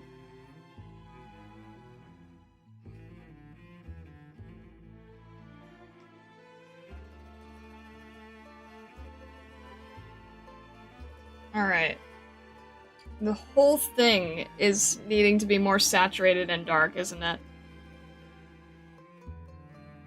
Okay.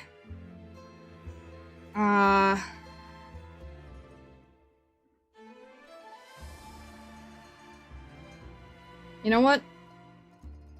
I think for this I might just punch up the saturation of the base color. I think that's fine at this point.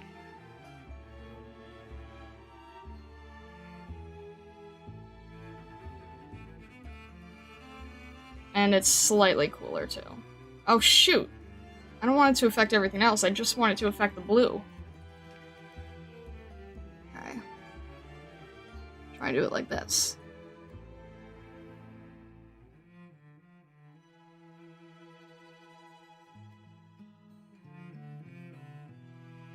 So we can do it like this. I just need the intensity of the blue to be stronger, I think.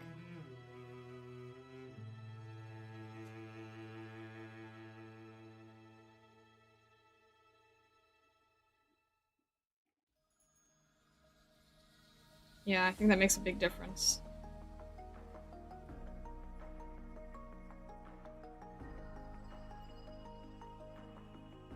It's just the blue that needs to change.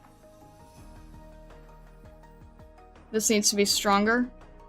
This needs to have less going on.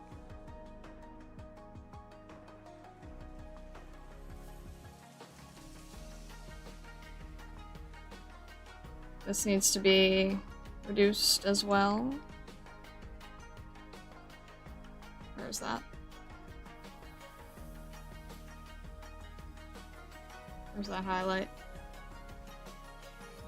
There we go.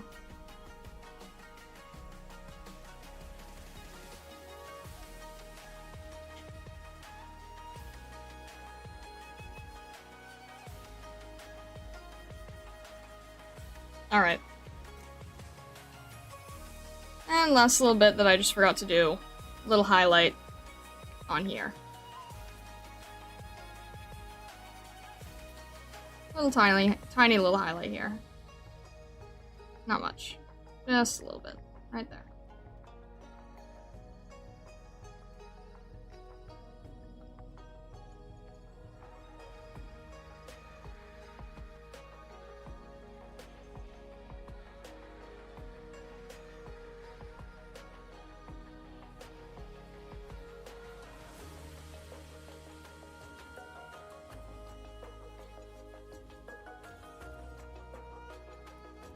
Alright. I think we're done.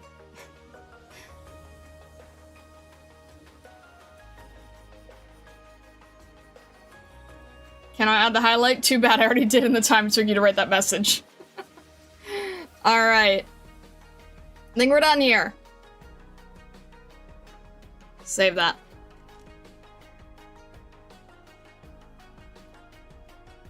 That is a really hard texture. That is a really, really, really hard texture. Undo it, Control Z. Oh, shush. I think the main thing when it comes to surface highlights on this type of enamel is, you don't want them to look faded. They're actually going to be very sharp. And I think some of mine are still a little too faded, but that's okay. We learn from it.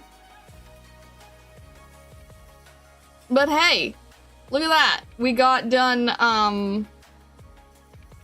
the kettle, the mooncakes, and the apple. I think that's pretty dang good. I think we did like a really good study of a bunch of different things.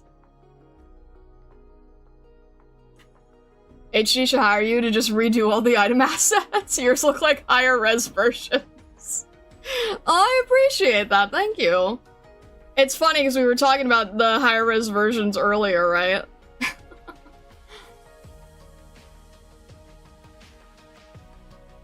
There you go. I'll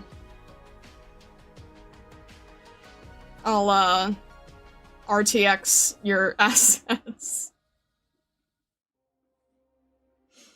Alright, I think that was really good practice. And like I said, you know, when you're doing realism, it's much easier to copy an existing thing than trying to make your own thing. So anyone can really do realism, honestly.